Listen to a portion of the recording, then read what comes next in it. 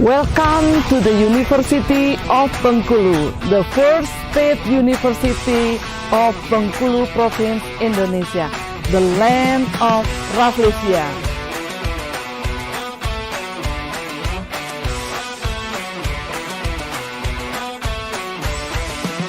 Since its establishment in 1982, the University of Bengkulu has made many breakthroughs that have produced graduates with national and international competitiveness.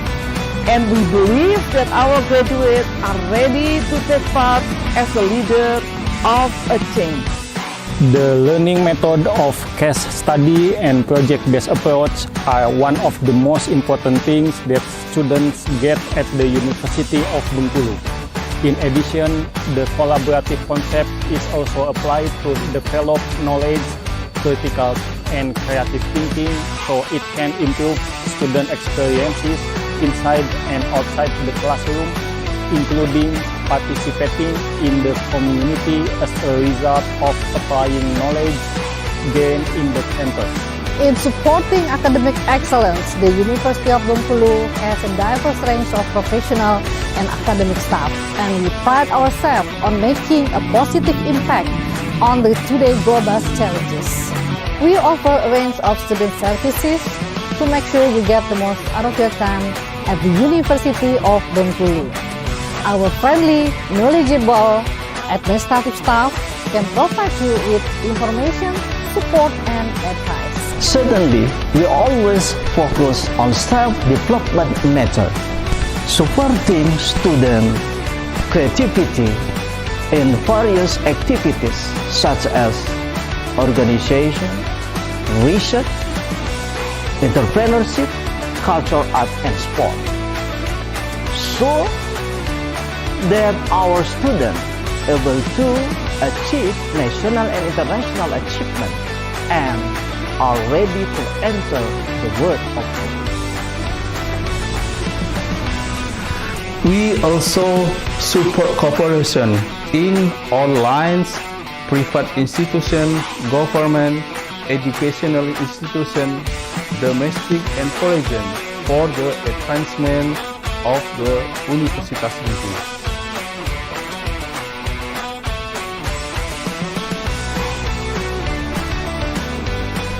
This university provides us in many great opportunities to participate in many fun activities, such as in terms of art field.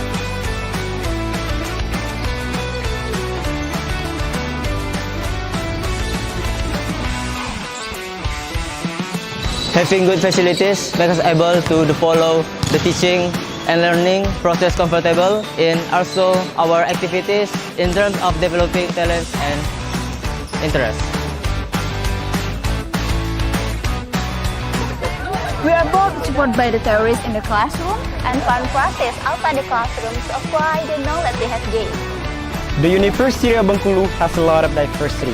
We need to respect each other regardless of ethnicity, race, religion, culture to create a harmonious environment. That's why the reason I love this campus, all things about that so much fun.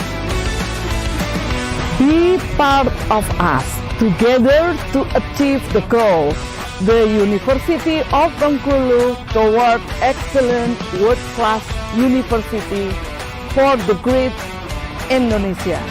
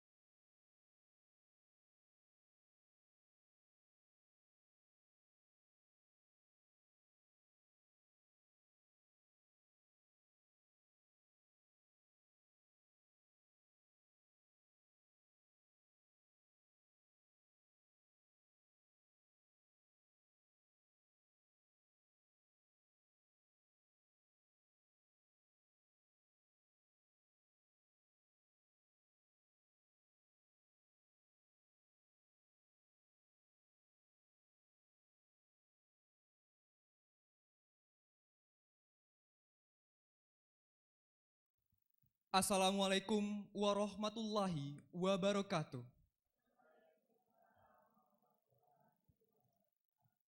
Shalom, Om Swastiastu, Namo Buddhaya, Salam Kebajikan.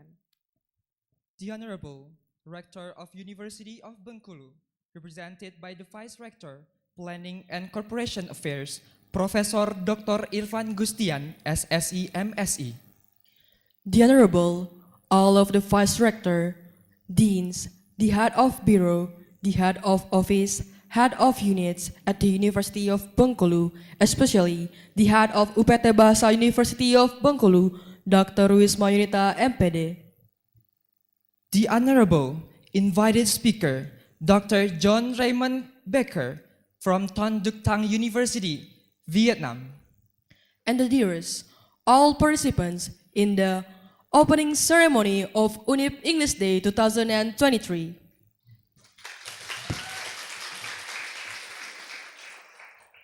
Ladies and gentlemen, first of all, let us praise and thank to the Almighty God for the grace and blessing so that we can all gather this morning in good health for the opening ceremony of UNIP English Day 2023.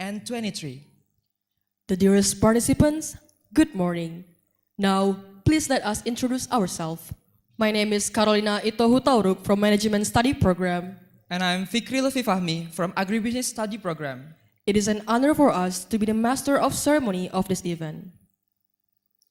Dearest participant, UNIP English Day is a series of events that are held by UPT Bahasa University of Bengkulu that consists of many events that started from today with the first agenda, the academic writing workshop for students and lecturers, writing competition, storytelling, and Scrabble competition.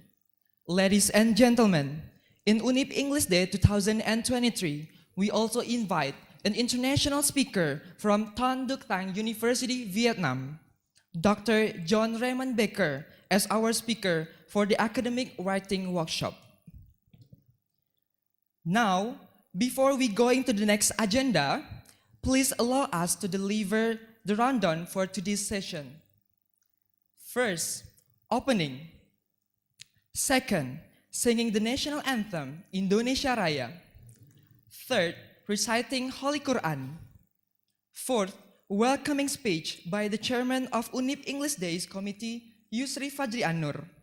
Fifth, welcoming speech by the head of UPT Bahasa, University of Bengkulu, Dr. Wisma Yunita MPD. Sixth, welcoming speech by the Rector of University of Bengkulu, represented by the Vice Rector of Planning and Corporations Affairs, Professor Dr. Irfan Gustian, SSE MSE. 7. Praying. 8. Closing. Ladies and gentlemen, to begin our very first agenda, together let's say Basmalah, Bismillahirrahmanirrahim. The next agenda is singing the national anthem, Indonesia Raya, which will be led by Iran. To Iran, the stage is yours. Attendees are asked to stand up, please.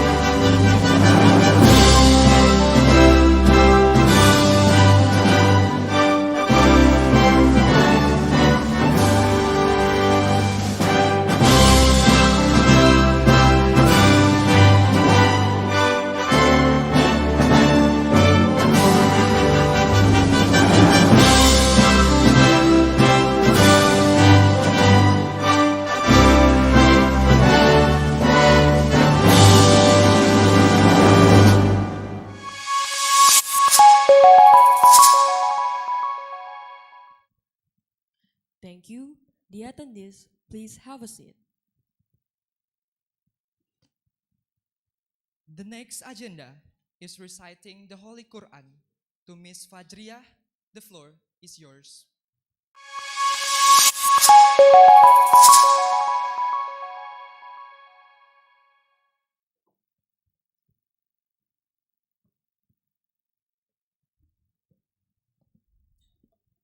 Assalamualaikum warahmatullahi wabarakatuh.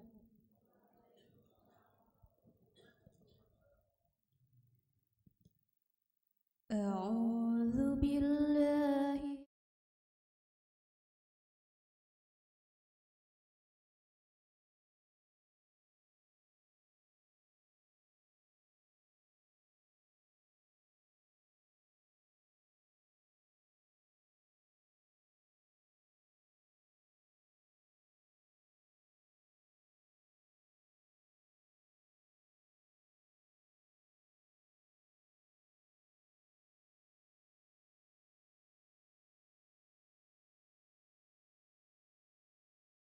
ينذر بأسا شديدا من لدنه ويبشر المؤمنين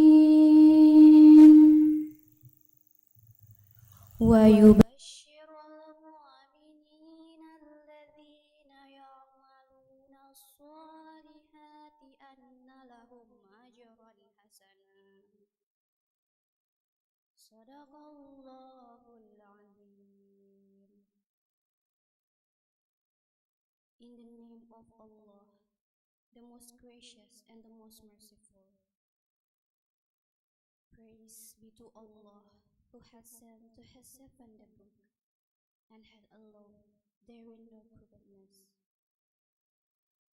He had made it straight and clear, in order it had may warn the godless of a terrible punishment from him, and that he may give glad tidings to the believers who work righteous deeds, that they shall have a goodly reward. Wassalamualaikum warahmatullahi wabarakatuh. Waalaikumsalam.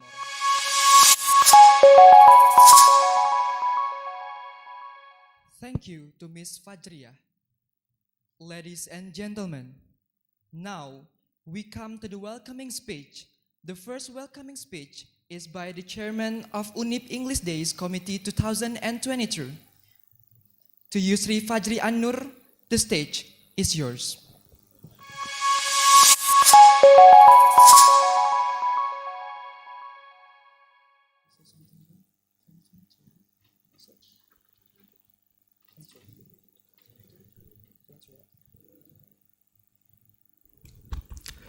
Assalamualaikum warahmatullahi wabarakatuh.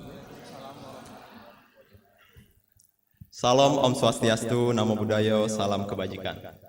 The Honorable Rector of University of Bengkulu, represented by the Vice Rector of Planning, Corporation Affairs, Prof. Dr. Irfan Gustian, SSI, MSD. The Honorable, all of the Deans and the Head of Bureau, the Head of Office, Head of Units at the University of Bengkulu, especially the Head of UPT Bahasa, Universitas of Bengkulu, Dr. Wisma Yunita, MPD. The Honorable invited speakers, Dr. John Raymond Baker from Ton Duc Thang, University, Vietnam, and welcome to dearest all participants in the opening ceremony of UNIP English Day 2023.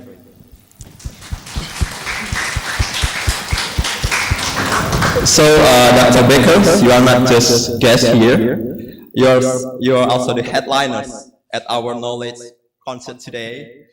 We are ready for insights you're about to drop in your workshops, and your expertise is about to turn this event into a learning extravaganza. And we want to say thanks in advance for sharing your incredible insight, and I hope you're enjoying your stay in Bengkulu. So my name is Yusri Fajri An-Nur, as a chairman of UNIP English Days Committee. So this event, hosted by UNIP English Club and UPT Bahasa Universitas Bengkulu, is not merely about the language itself, but the exploration of the world beyond borders that English opens up to us. It's about expanding our horizons, breaking down barriers and embracing the cultural diversity that English has brought into our lives. Our theme for this event is Beyond Borders. Explore the global influence of English, which emphasizes the global impact of English. We live in an era of unprecedented global connections. English has become driving force in international business, politics, and diplomacy.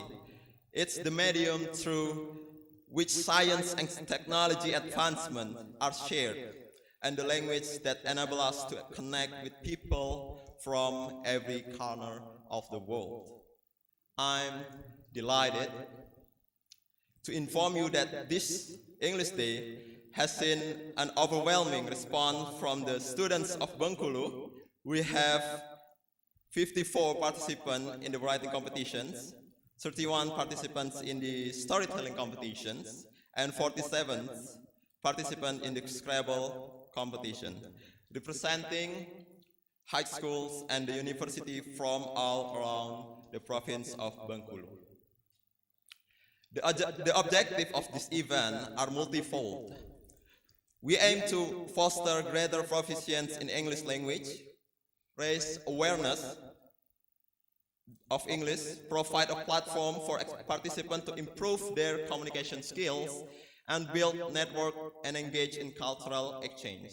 So English Day is an opportunity for all of us to connect with peers from different educational institutions, share your experience, and broaden your understanding of diverse language and cultures.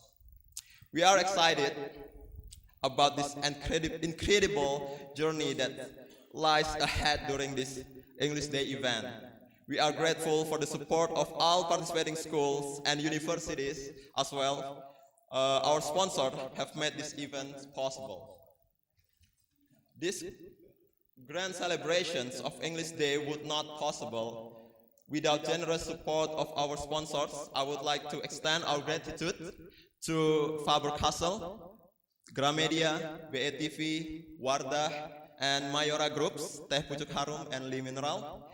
Your support has not only made this event possible, but has also contributed to the academic and cultural enrichment of our students.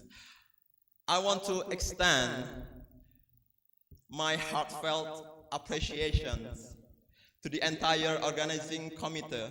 These past 7 months have been a whirlwind of planning, coordinating, and executing, and each one of you has played an indispensable role in making this event a resounding success. The countless meetings, sleepless nights, and hard work you put into this event have been nothing short inspiring. You've worked seamlessly as a team, overcoming every challenge that came our way, and you've done it all with unwavering dedication. Thank you. So, ladies and gentlemen, today is about celebrating, learning, and creating lasting memories. As we venture to the global influence of English, remember that this isn't just an event, it is a journey. Let's make the most of it and build a world where language is a bridge, not a barrier. Okay, so that's all from me. Thank you. Wassalamualaikum warahmatullahi wabarakatuh.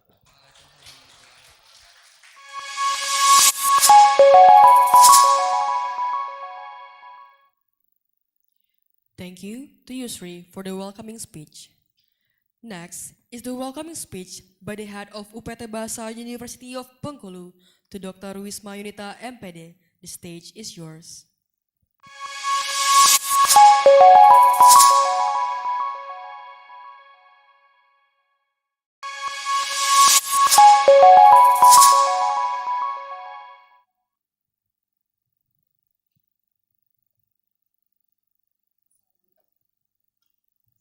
Assalamualaikum warahmatullahi wabarakatuh.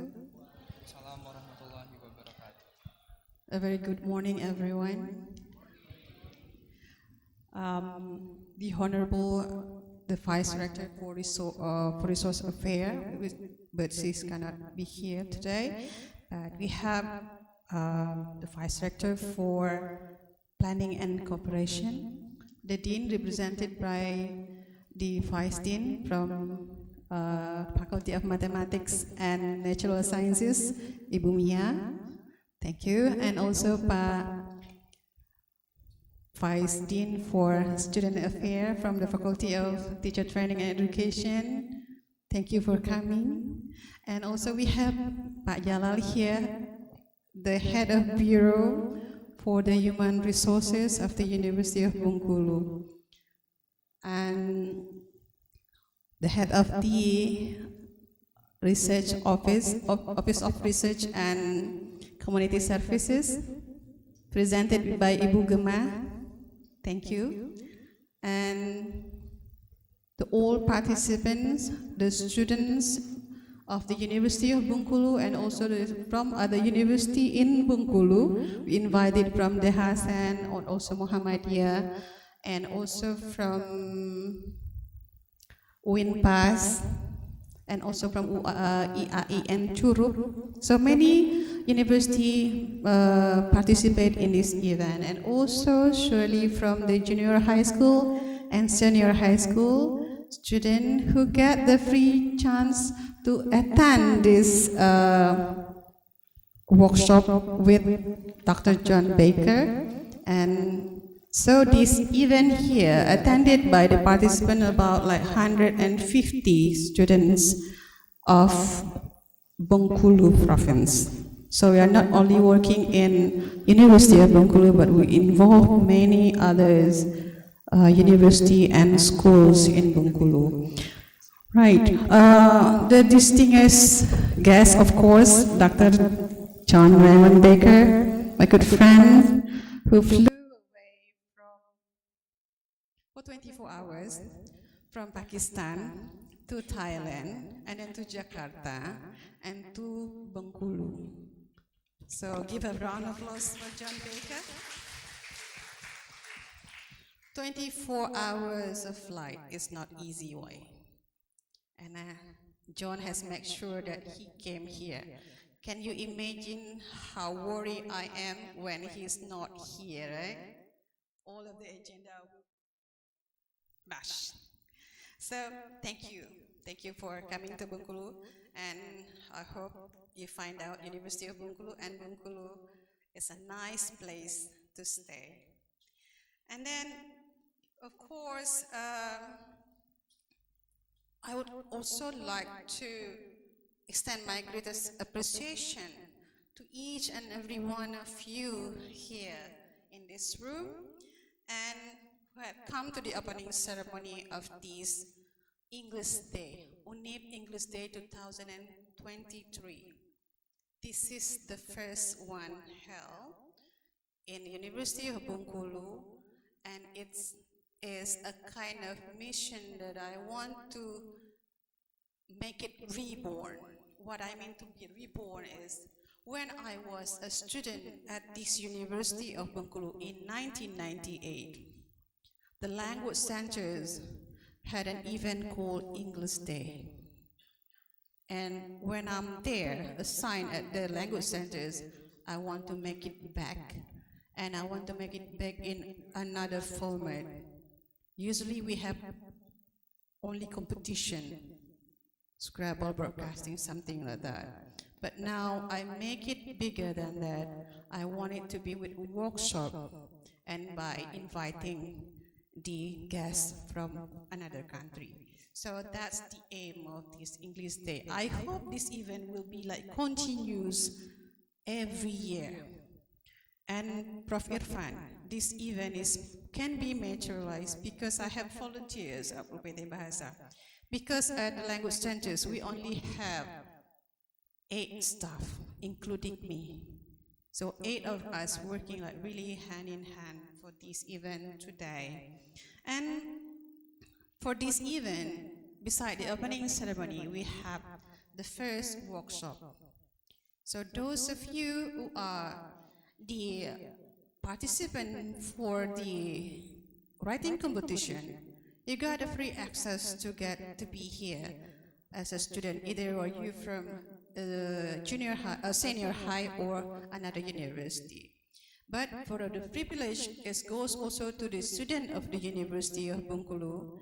They are not joining the competition, but they can join the workshop, but it should be sent by the Vice Dean of Student Affairs or Academic Affairs of each of the faculty. So we have here like 75 students from other faculties. So this event actually brought to you. This is in line with the mission of the University of Bengkulu to become a world-class university by 2025. And I try my very best to make the event at the language centers that is in line with that vision and support the vision and mission of the university, so that we can learn English more to motivate the student in Bengkulu, at Bengkulu University, and also people in Bengkulu to communicate and use English in every day. For example, if you want to be a world-class university, when you have a guest, you should at least say hi, and you can show your gratitude, simple greetings, something like that, at least. So I hope this English Day will bring that spirit to become like aware the influence of English and the useful of English, and how English is so powerful for those who have wake up. You know what I mean? If you don't like English, yeah, then you, not to underestimate, but if you have English, you get more chance for knowledge, for traveling, for many events, rather than you don't have English at all. Maybe everyone in Bengkulu, last night John said to me, what is the average language ability of people in Bengkulu? I said the TOEFL is probably around 300 to 350, but they can say yes, no, I love you, thank you, at least they can, I said, right? Yeah, they can say that, yes, no, thank you, I love you, I miss you, that's the best, right? Yeah, and I said everyone can do that, I mean, they can say that, right? So this English Day will be held in this building, GLT building, for 2 days. The writing competition will be tomorrow here. And then at the Language Center's office, UPT Bahasa, Gedung R. And after preparing, usually 7 months planning. Yeah, planning 7 months. But the action is taken the last 2 weeks. As usually, UPT Bahasa working on event 1 week, just like the youth talk one, we held that for 1 week preparation only. This one, it can be said like 2 weeks preparation, continuous intense preparation until last night. And I have to say, thank you so much for my support team at UPT Bahasa. UPT Bahasa team. Yeah, a round of applause for them. Many of us ibu-ibu, but we saya panggil, I call them bola bekel, you know. Bola bekel can go everywhere, can do this and that, bring along the table, it's okay, preparing this room, okay, all okay. Think tank, things like that, and I'm honored to have them as my team, and also, of course, the volunteers. We have 12 volunteers, but the one who participated today is 9 plus 1 additional volunteers for the master ceremony. And these volunteers helped me a lot in materializing this event today. And ladies and gentlemen, I think this event is very useful if you realize it.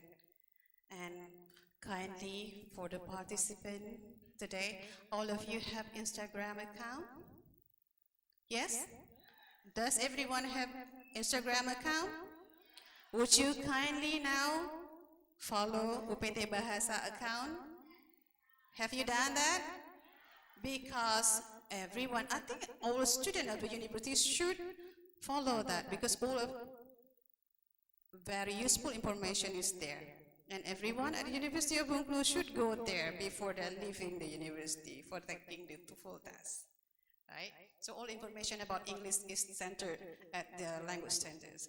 So now, last but not least, I hope by attending this UNIP English Day event and the next 2 days until Saturday, you will get a lot of knowledge, especially from our speaker, Dr. John Baker. Once again, welcome to this event, and thank you for being the participant of this event, UNIP English Day 2023. Thank you so much. Wassalamualaikum warahmatullahi wabarakatuh.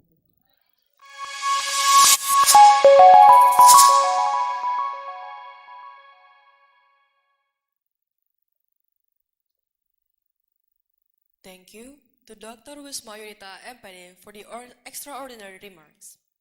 Next is the welcoming speech by the Rector of University of Bengkulu, represented by the Vice Rector of Planning and Corporation Affairs, and also to cordially open the event, to Professor Dr. Irfan Gustian, SSC, MSc. The floor is yours.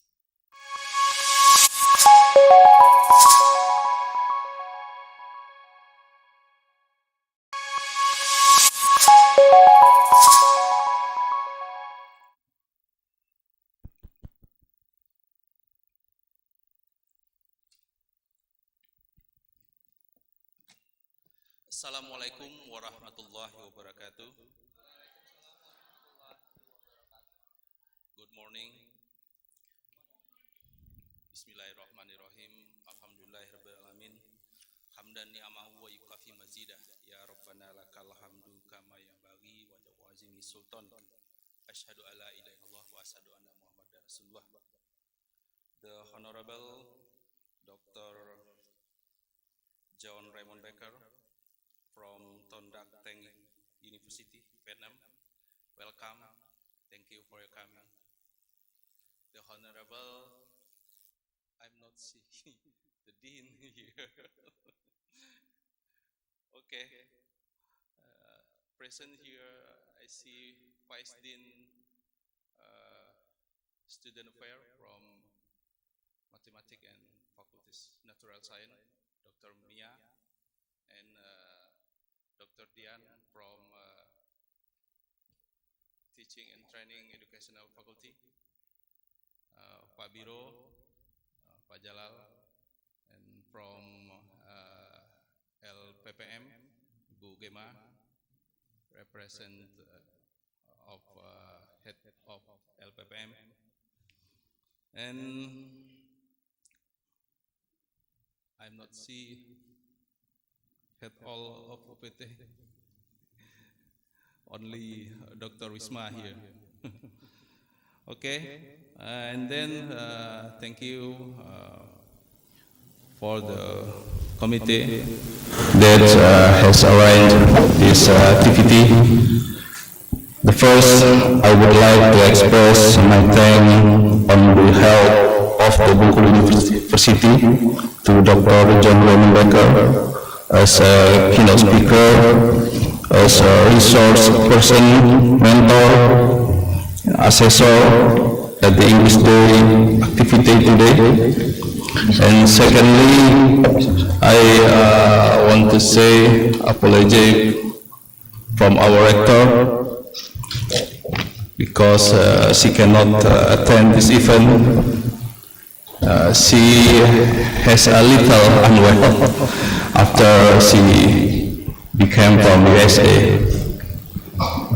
And next, once again, thank you to head of UPT Bahasa, Dr. Wisma, who has carried out UNIP English Day 2023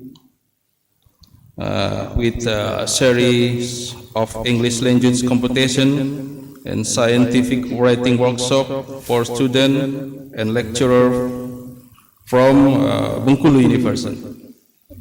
Not Bengkulu University, Bengkulu Province. Yeah. Because I see here not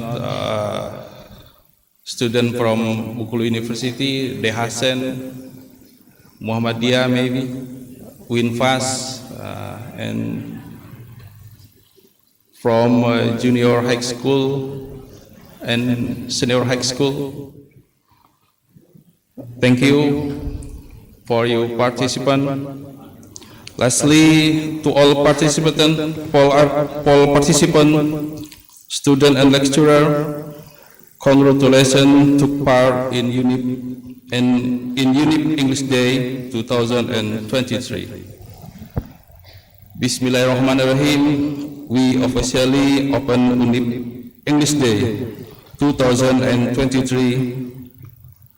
Good luck for you and success. Thank you.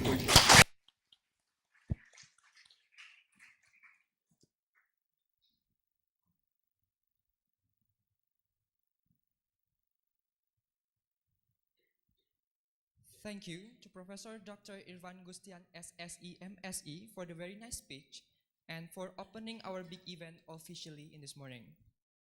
Ladies and gentlemen, now we are moving to the next agenda to Mr. Ejantomi Afrizon.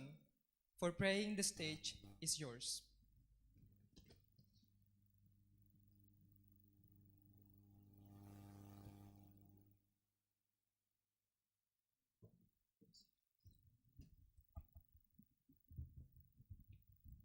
Bismillahirrahmanirrahim.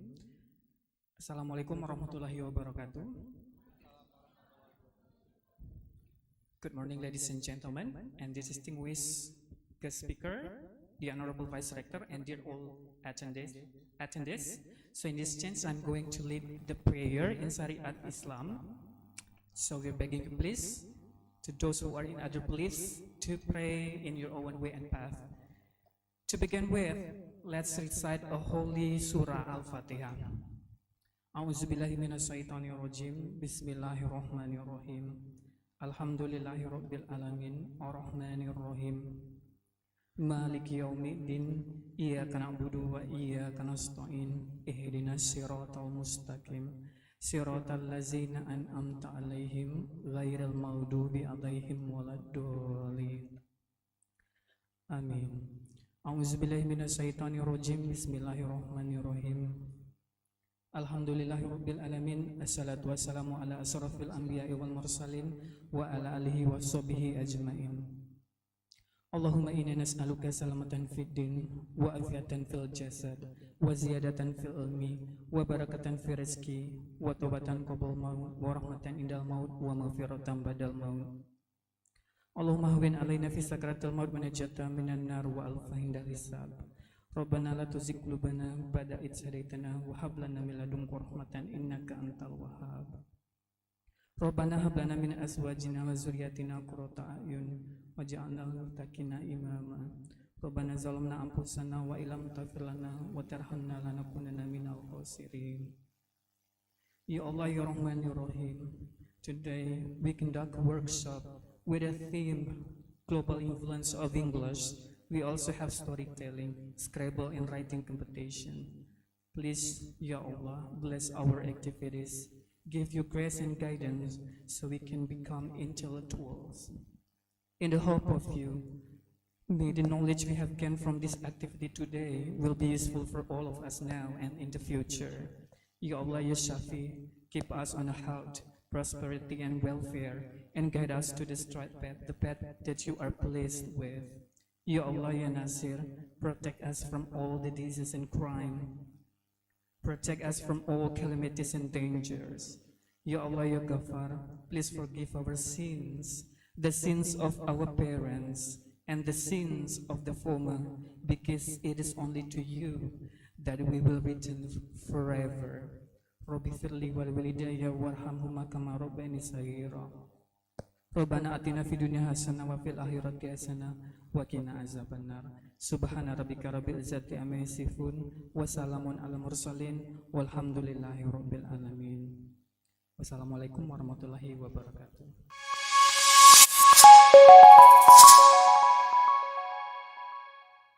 Thank you to Mr. Ejan Tommy Afrizon. The honorable guests, ladies and gentlemen, now we are moving to the for the closing of this opening ceremony. So, that was the opening ceremony of UNIP English Day 2023. Let's close our opening ceremony by saying Hamdalah, Alhamdulillah. We, as the host of ceremony on behalf of the committee, would like to thank all participants, our honorable guest speakers, and attendees who are present this morning. We are sorry for all mistakes. That is all. Thank you. Wassalamualaikum warahmatullahi wabarakatuh.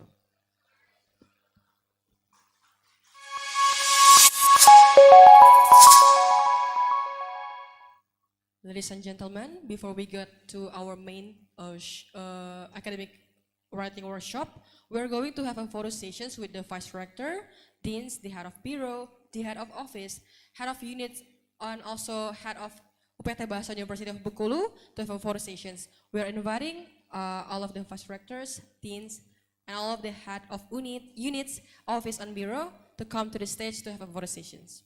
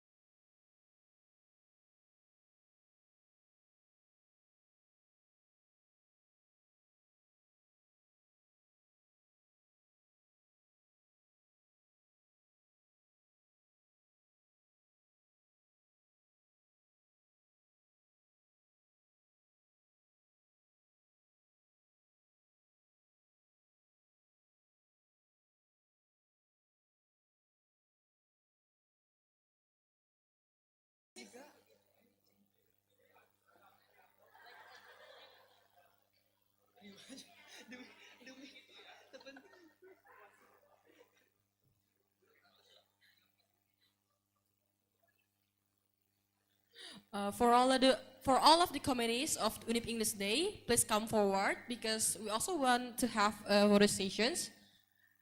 All of the volunteers, please come forward.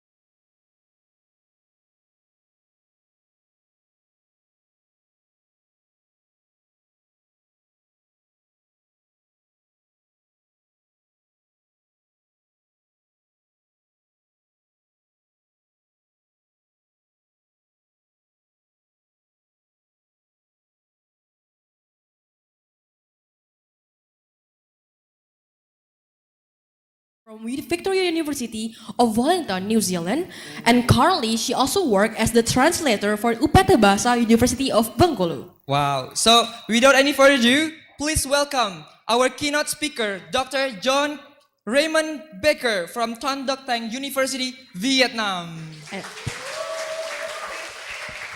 And also, please welcome our moderator for today's sessions, Ms. Yurika Nadia Rahmat, MA.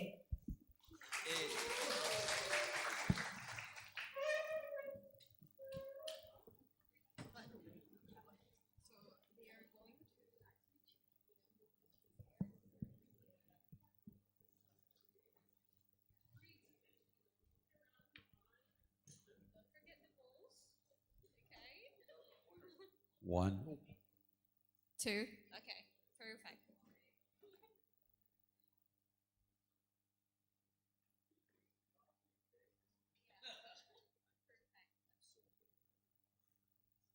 Maybe we should just, yeah, we're gonna sit down.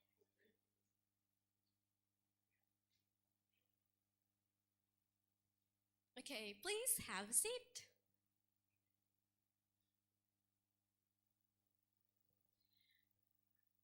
Okay, so thank you very much for giving me this very meaningful and useful opportunity, And good morning, ladies and gentlemen. Hopefully you are all doing great.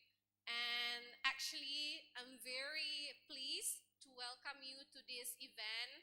And we're going to talk about academic writing, right? Very challenging, topic anyway, even for me. And my name is Yurika. So I'll be the moderator for today. So before I introduce, maybe so many people have already introduced you, right? Dr. John Baker. And, we're going to talk about academic writing that focusing will be on abstract and also paragraph and also essay. And then, hopefully that maybe when you are listening to Dr. John Baker, you will get something about knowledge, perspective, and also experience. And of course, we are going to have questions and answer sessions at the end of that. And then please feel free to actually take notes if it is needed. And then don't forget the balls, Jones, okay? All right. So, and then thank you very much for the, UPT Bahasa UNIP and also committee and also everybody there. Can you give me hi like that? Hi. Okay, so we're going to listen to what Dr. John will talk about, and then hopefully it will be very useful for you in the future because we know that academic writing is very important to know and also to discuss. Okay, so without further ado, please welcome and then give applause to Dr. John Baker. Okay, all stage is yours, John. Selamat pagi. Apa kabar? Ladies and gentlemen, my name is John. I'm a researcher and a teacher of writing. So what that means is I'm a writer. And when I was your age, everybody told me how wonderful writing was and how it's going to make me a better person and how I was going to enjoy it. But nobody told me how to do it. And I saw the grades come back and the grades come back and the grades come back. And frankly, it didn't make me a better person. It made me not enjoy writing. And so as I became a professor of writing, I want to give back to you in 2 hours what I wish somebody gave me at your age, because it would have put me in control of writing. So I'm going to begin now. Okay, next slide, please. Next slide, please.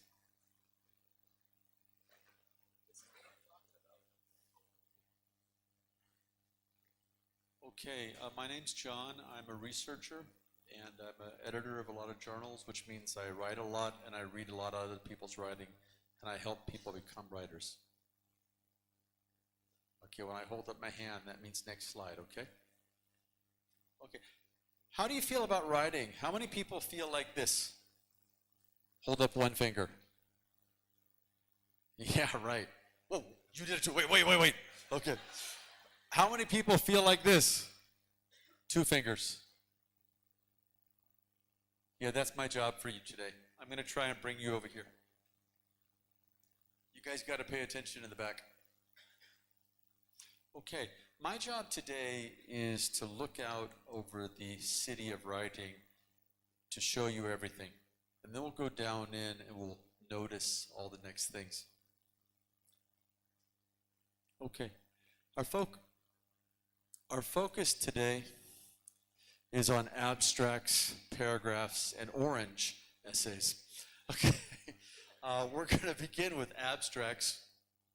Okay, their abstracts have a few basic parts. They have objectives, they have participants, they have study method, they have findings, and they have conclusions. There are 2 kinds. They're the same thing, just separated 2 ways by clicking the return key. Next slide. Okay, the first one is structured, and it's separated into sections. Setting, participant, and there's a space, okay? The other one is just one. By the way, I'm going to give you all these slides, okay? They'll be available to you, all right? Okay. I think the video will be too. The other one is just a paragraph. So exactly the same things, but one is separated part by part. Okay. Now there's a lot of different kinds for each type of writing, for quantitative, qualitative, and mixed. And this website right here is apastyle.org, and they'll show you each one. Faster. So you have primary, quantitative, experimental design, non-experimental designs, and guess what? The abstract is a little different for each one. So you need to go there and look at the checklist, okay? And it's there. There are no secrets. Everything is there. Okay. This is basically what it looks like.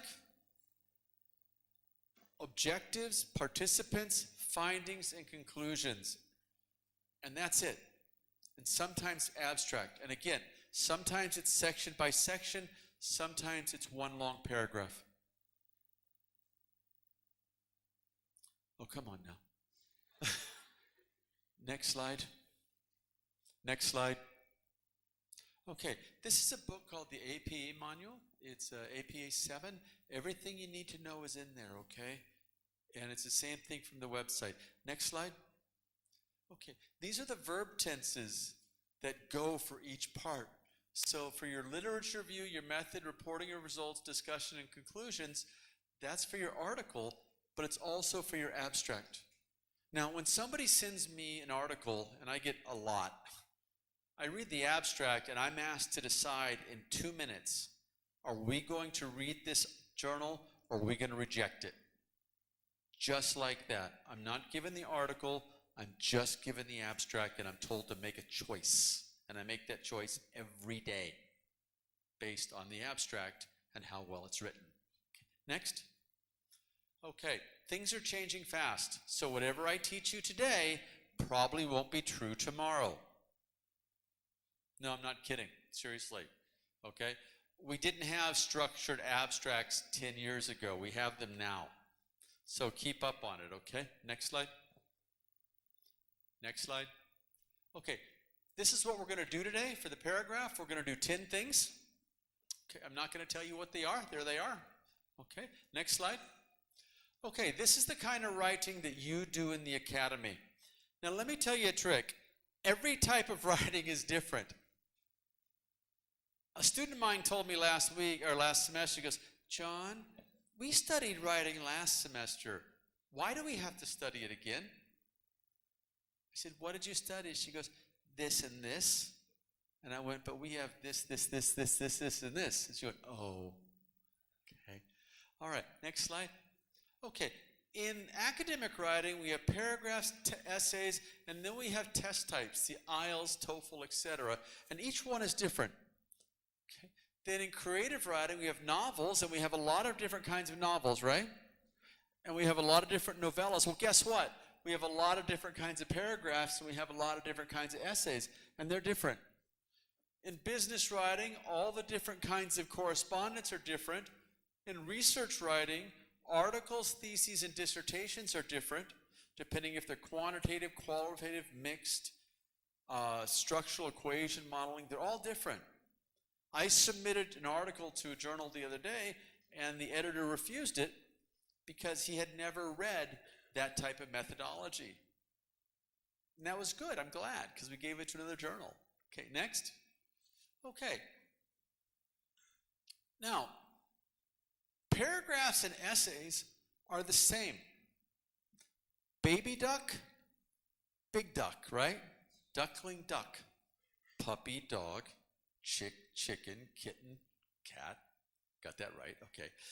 Paragraph, essay. They grow up. And they look exactly the same. They're just bigger. Okay, next slide.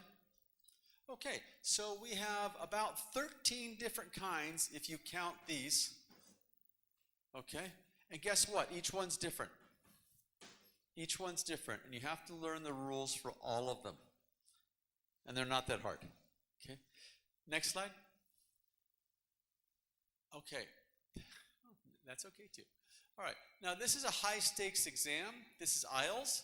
There's a task 1 and task 2.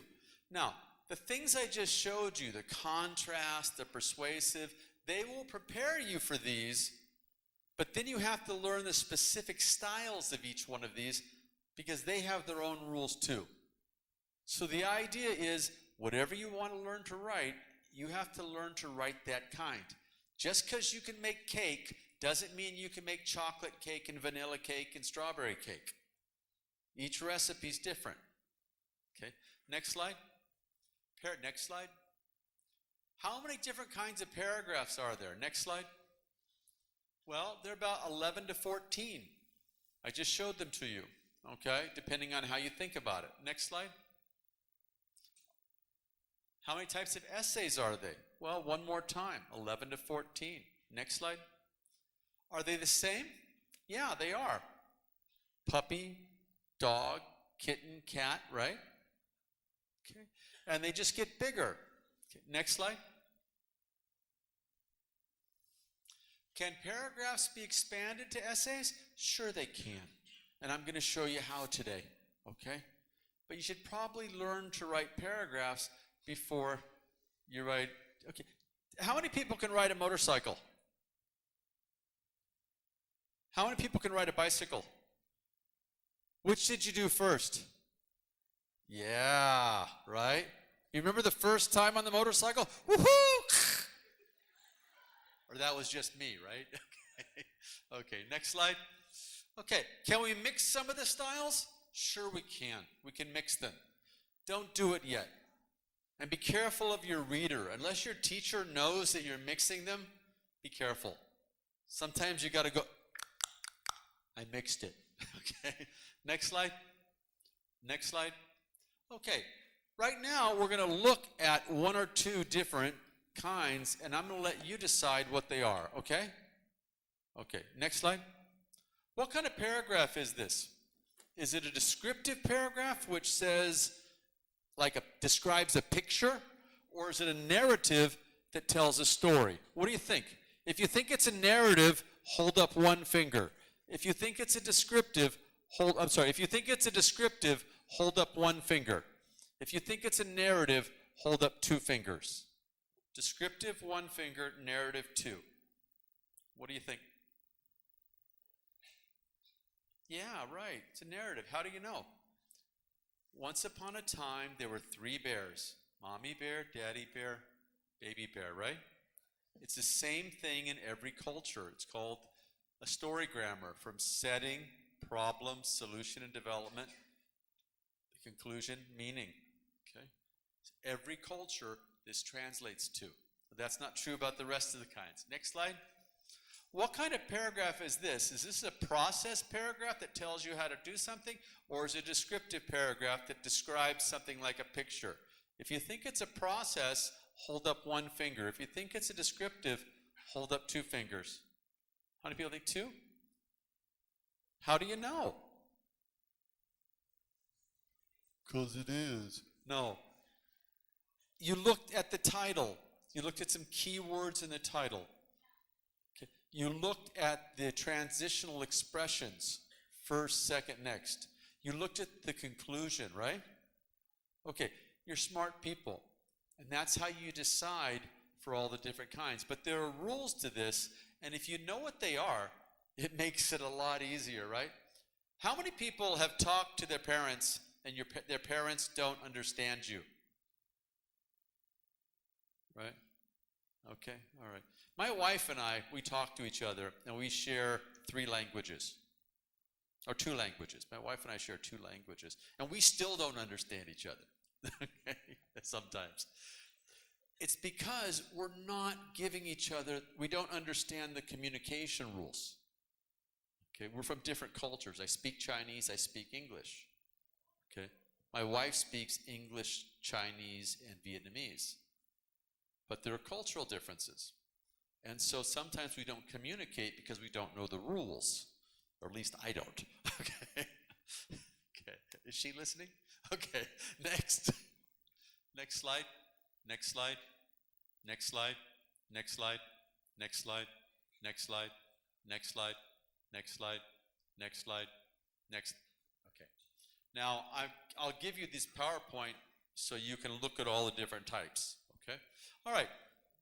So our next stop is to learn about the rules that you naturally just saw, right? Okay, next slide. We're going to talk about the things that paragraphs have in common. All of them have in common. Then we're going to talk about the differences, okay? Next slide. These are transitional expressions. Each kind of paragraph has different transitional expressions. And if you know what they are, you can recognize them. And if you know what they are, you can write them, and your reader will immediately identify what you're doing. And your grade will go up on the aisles or whatever you're supposed to be writing. Next slide. Next slide. Next slide. Next slide. Okay. Now the definition paragraph is a thief. It steals from all the other paragraphs. It can be a contrast paragraph, it can be a descriptive paragraph, as long as it's defining something, right? Have you ever had to describe something to someone and you had to say it's different from that? Right? Same, but different? Okay. Or you had to tell a story, right? Okay. Next slide. Okay. There are 3 different types of orders in a paragraph. There's a time order, there's a space order, and there's an order of importance. Different paragraphs use different ones. A process paragraph uses a time, a narrative uses a time, okay? A descriptive uses a space, okay? A cause uses order of importance or a cause, cause, effect, okay? And when you learn these rules, you'll be able to do it. Okay. Next slide. Now, grammar, consistent tense. How many verb tenses are in the English language? 12. How many do we use? 5. Boom, 6 sometimes, yeah. In writing, how many do we use? 2, usually. That's not hard, right? That's not bad, huh? Okay, just 2? Done, okay. Nobody told me that growing up.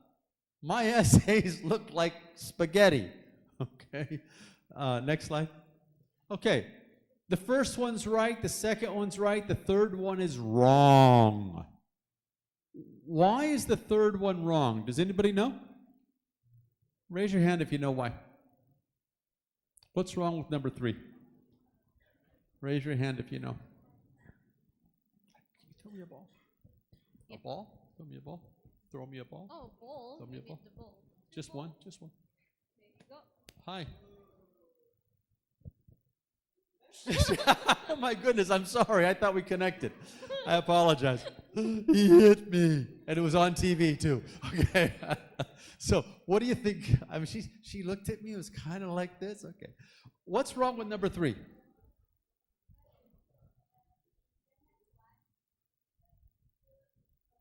Okay.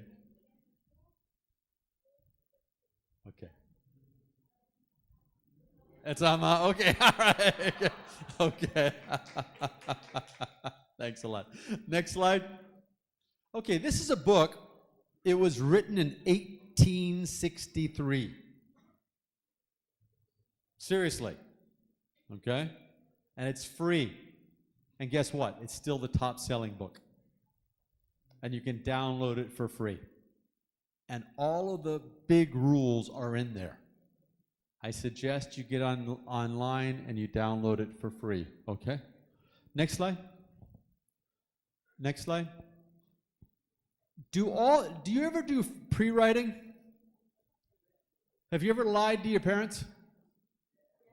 Okay. Did you think about the lie before you, this is on TV, right? Okay. Did you think about the lie before you told them? Did you rehearse it? Yeah. I remember my girlfriend borrowed my motorcycle one time. We were in a new city, and she wrecked it. I loved this motorcycle. 20-year-old motor. She crashed it, right? She goes, and she starts telling this long story she had rehearsed, right? And I said, how's my motorcycle? I didn't say, how are you? I said, how's my motorcycle? We never got married. Huh, guess what? Okay. But anyway, there's different kinds of pre-writing sheets. Next slide. There's a brainstorming where you make a list, right? So what do you think this would be good for? Descriptive or process? Process, right? Okay. Next slide. You ever seen something like this? Yeah, maybe a persuasive, right? Cause, effect. Okay. Next slide. Free writing. You ever heard of that? Right? It's like when you just keep talking and talking and talking and you make no sense. You just keep talking and talking and talking and talking and talking, right? That's free writing. Okay. Next slide. Loop writing is where you write for a while, grab the last word, write some more, grab the last word, write some more. How about cubing? I don't mean dicing, okay? Cubing. This is where you have the 14 rhetorical modes, and you say, Bengkulu is a beautiful place on the east, west, south, north, okay? Descriptive, right? Bengkulu and Jakarta are different. Contrast, right? Bengkulu and Jakarta are the same. Comparison, right? Okay. How do you get to Bengkulu? Process. My best day in Bengkulu. Narrative. And you throw the dice and you tell the story. It's a great way to get your skills up. Okay, next. And talk aloud. Does anybody talk to themselves?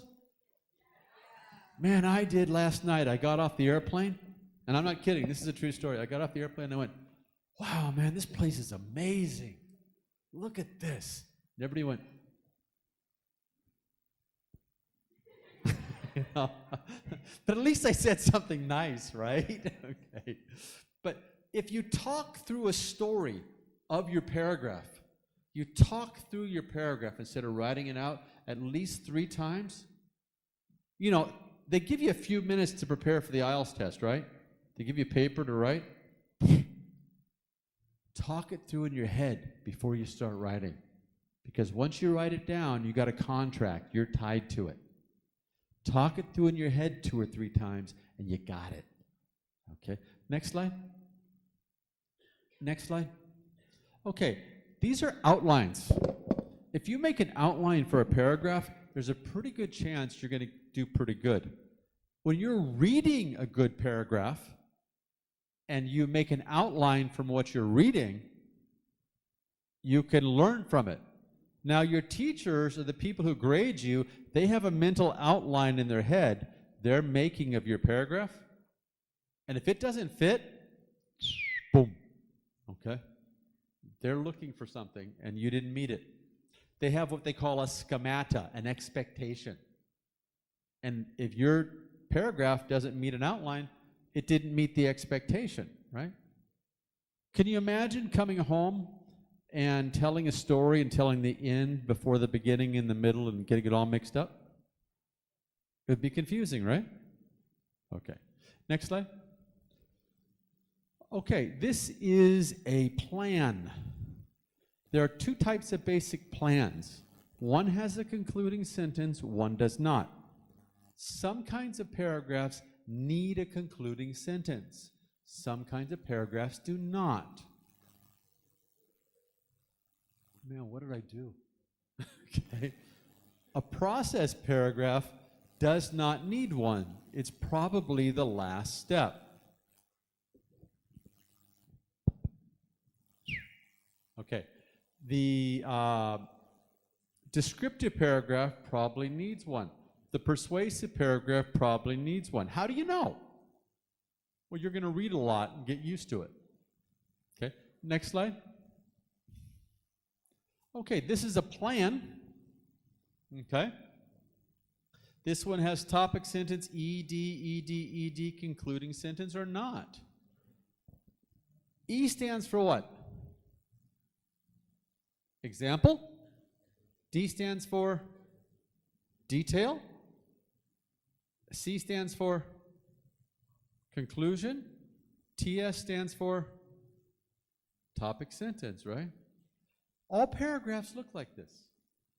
Sometimes you have a few more D's, sometimes they have a few more E's, sometimes you don't have a conclusion, but they basically kind of look like this. How long is a paragraph? Anybody know? 5 to 12. 5 to 12, and a process might go to 14. A contrast might too.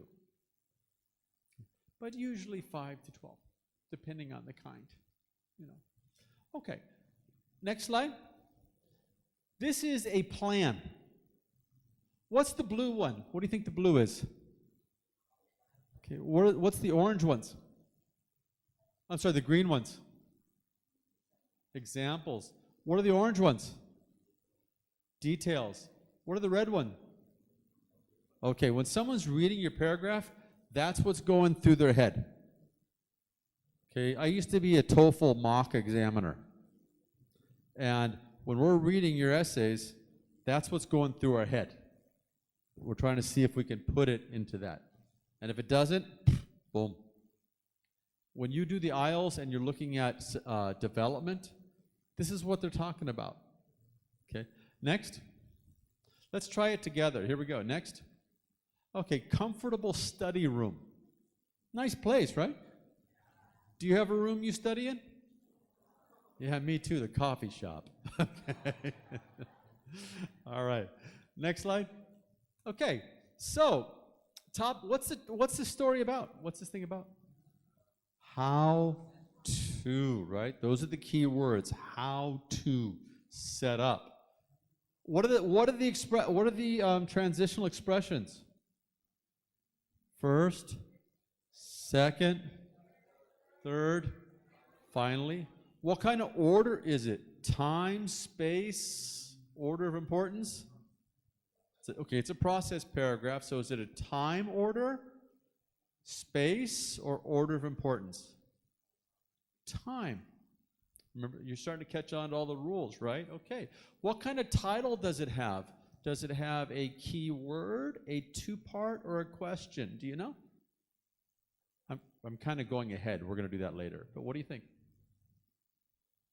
Key word, right? There's no question mark, right? Okay. What kind of conclusion does it have? I'll tell you later, okay? There are three kinds of conclusions and three kinds of titles. Okay. Next. Okay. Number one. What's number one? What's number two? What's number three? Number 4, 5, 6, 7, 8, 9, 10, and 11. Topic, sentence, example, or detail. Work with your partners together for 2 minutes. Work with your partners together for 2 minutes. T-S, E, D, or C. T-S, E, D, or C. Topic sentence, example, detail, or conclusion. Topic sentence, example, detail, or conclusion. Man, I love that color. That's cool. All right. Topic sentence, example, detail, or conclusion. All right. See what you think.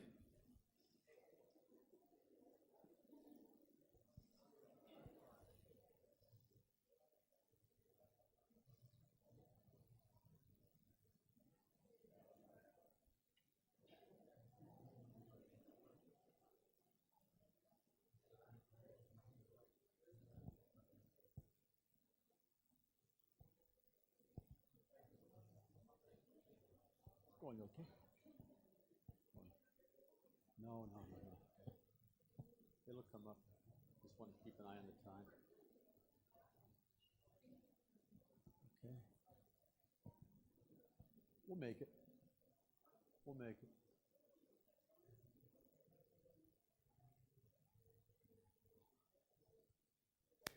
I usually have a time. I think this one's mine, right?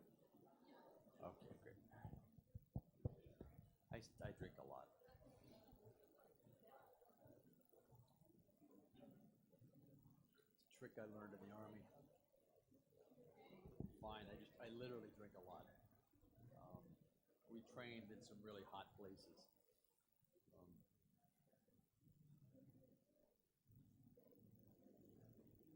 Okay, let's take a look. Next slide, please. How'd you do? Huh? You got it? All right, put your hand up. Put one hand up. Everybody, put one hand up. Put it back here. Good job. Okay, all right. Okay, next slide. Okay, now this is a graphic organizer.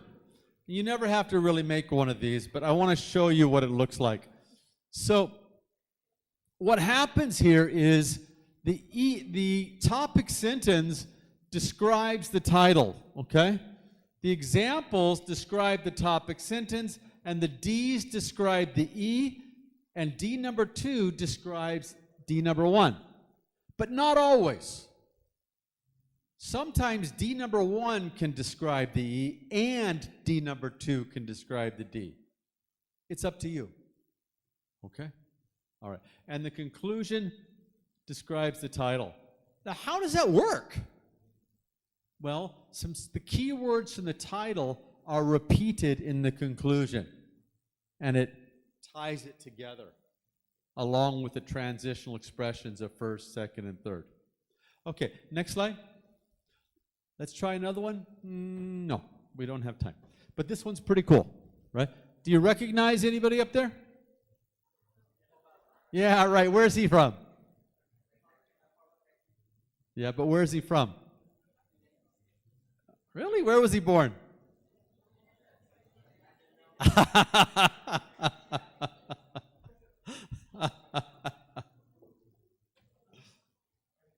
He was a fantastic president. He truly was. Okay, next slide.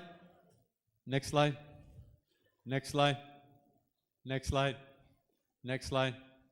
Now, this is an example of the D matching the D. Now, are there the same number of D's all the time? No. Hey, it's good if there is, okay? If you want a safe grade, get the same number of D's. Don't have 1, 3, 5. Okay. 1, 1, 1, or 2, 2, 2, right? Or 2, 2, 1, 1, 3. No. Remember, your paragraph is 5 to 12 sentences long, which truly means maximum of 2 Ds. Okay. All right, next slide.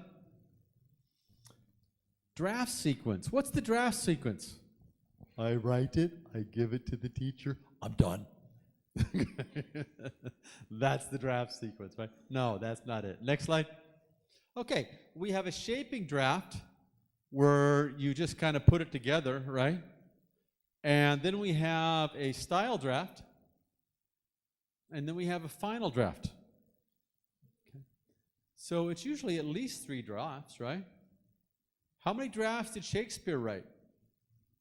Boom, like over 1,000, right? For those of us who've done a dissertation, how many drafts did you do? Man, I don't remember. It's a lot, right? Okay, next slide. Next slide. Okay, this is what your final draft looks like. Okay. What's the blue? What's the orange? Example. What's the green? What's the red? Exactly. When someone reads your paragraph, that's what's going on in their head. And you need to write it that way.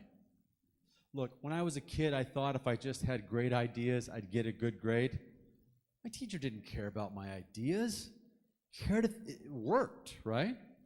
Now, okay, great idea all the time I got on my paper. Well, I think that the teacher really did appreciate my ideas, and I appreciated the nice comments, but I needed to hear this so that I could make my good ideas clear for someone to understand. Okay, next slide. Titles, next slide. How many kinds of titles are there? 3. What are they? Keyword. What's the next one? 2-part. What's the next one? Rhetorical question. So let's take a look at it. Is the key word a grammatically correct sentence? Or is it something that you might find in a newspaper title? It's like a newspaper title, right? Okay. How about this one? How many parts do you see? 1, 2, separated by a colon. Is this capitalized or not capitalized? Capitalized, right? Because after the colon, it should be capitalized. Now, that's different than sentences in your paper. Don't get them confused. There are 2 rules for that, okay? If it's a full sentence, capitalized. If it's a list, no. Strunk and White will teach you all that. Come on, guys, it's like 80 pages long, okay? The font is that big and it's double-spaced. It's not that hard. It's free, too. Okay.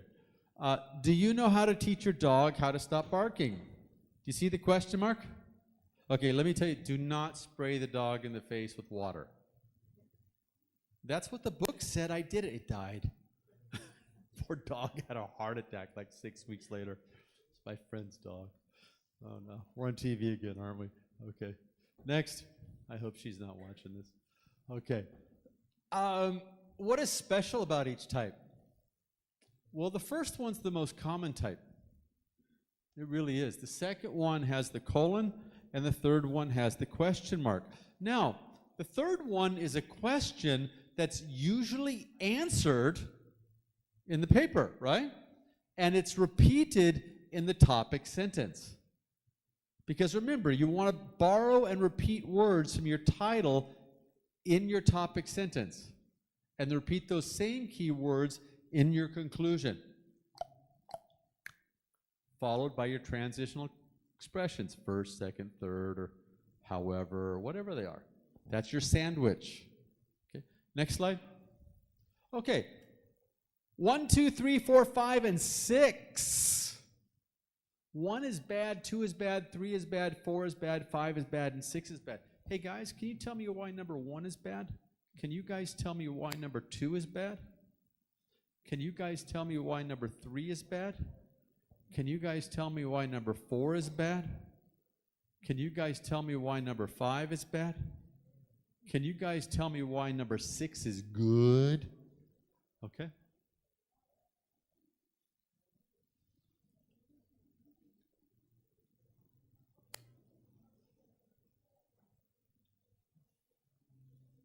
How we doing? Okay. Interactive fun? All right. Can't believe I told the dead dog story. It really happened.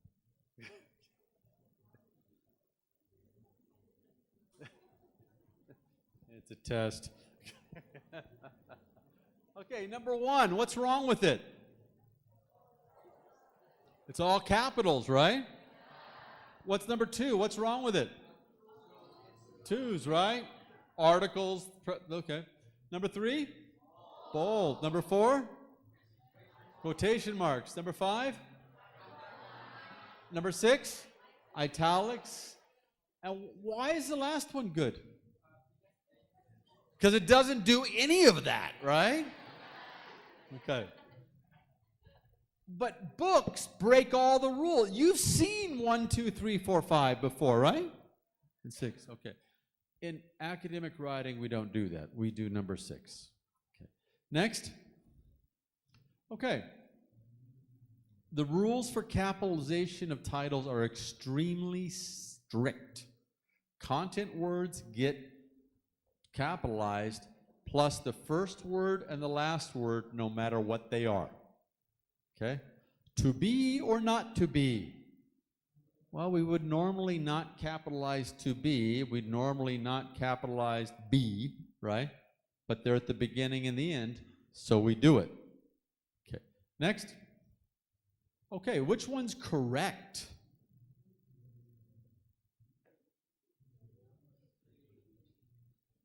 Number 3, right?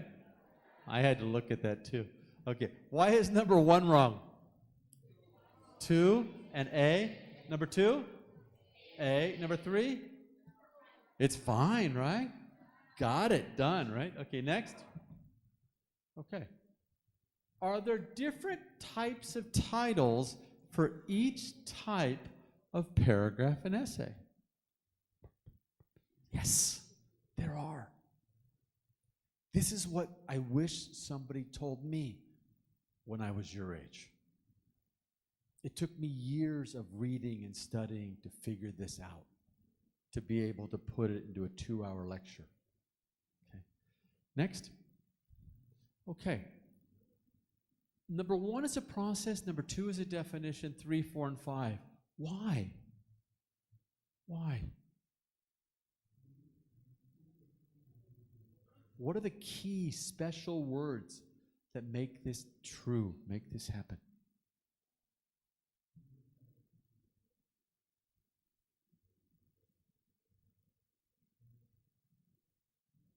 Number 1, what are the special words? How. Number 2, what, with a question mark, right? Okay, number 3, good and bad. Number 4, 3 kinds. See, because a contrast paragraph compares 2 things, right? But a classification does 3 or more. That's the big difference, right? Has anybody ever been this direct with you before? I mean, just right to the point, this is it? Do you need this? Yeah, I did too. I did too. I wish I could go back to my younger self and talk to him. Hey kid, listen to this. Okay? All right. How about number 5? Why, right? Why? Okay. Next slide. Conclusions. Okay. There are 3 kinds of conclusions. What do you think?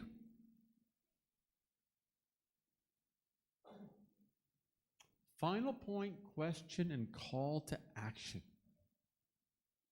I came to Indonesia yesterday, and I had culture shock for the first time in years. In the last 30 years, I haven't had culture shock.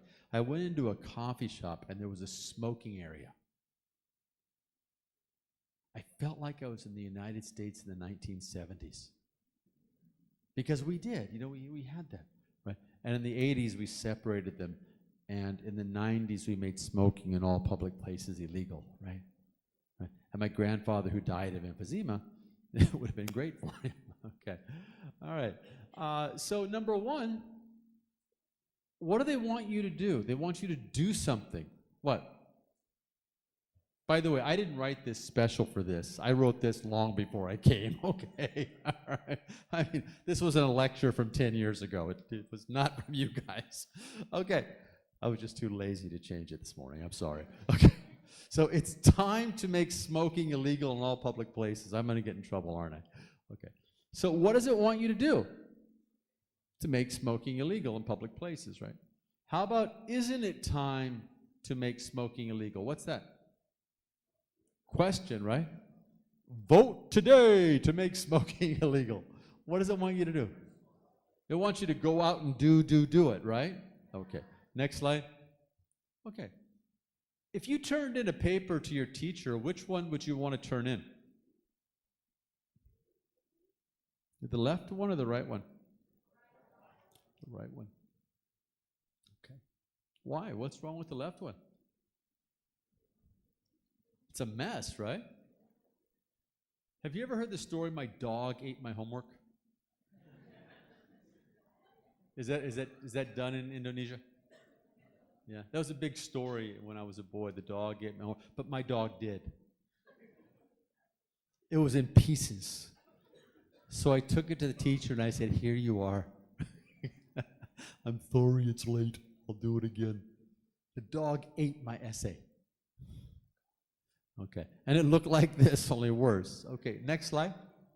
Okay, there are some rules about what you put on a paper if you want your teacher to be happy. Okay? And they're the same for the handwritten as they are for the typed. Do you need your name? Do you need your teacher's name? Yeah, they like to see it. Okay. All right. How about the title of the assignment? Yeah, because you did a lot of stuff, right? Do teachers lose your homework? No. Yeah, we do. We lost all of the students' final essays on a bus one time. And we had to chase that bus all over the city to get it back. I'm not kidding. My friend left his bag on the bus. Okay. But in our offices sometimes, we got a lot of stuff going on, right? What if you turned in the wrong assignment? Have you ever done that? My students do. Okay. You guys are smarter. Okay. How about, do you need to write the number of the draft? Yeah, because you might turn in the wrong draft, or the teacher might get confused if it's first, second, or third, right? Okay. Do you need the date? Right, 2017. Okay, right, okay, all right. Should you capitalize the first word, the last word, and each important word of the title? Yeah, okay. Should you indent the first sentence 5 spaces? Yeah, can you teach your computer to do that? Yeah. Should you go ... No, because you'll make a mistake. Okay. What about this one? How do you make margins in Indonesia? You don't have coins, right? No coins? You have coins? Okay, find a coin that's 2.5 centimeters, 2.54 centimeters wide. And that is your margin. Oh, yeah. The American quarter or the Korean won is 2.54 centimeters. And I guess one of your coins might be too. The American quarter? Okay. All right. Should you write from the left side of the paper or all the way over? From the left side where the margin is, right? Okay. Should you write on both sides? No. Look, I love trees, okay? But this isn't the time. Okay?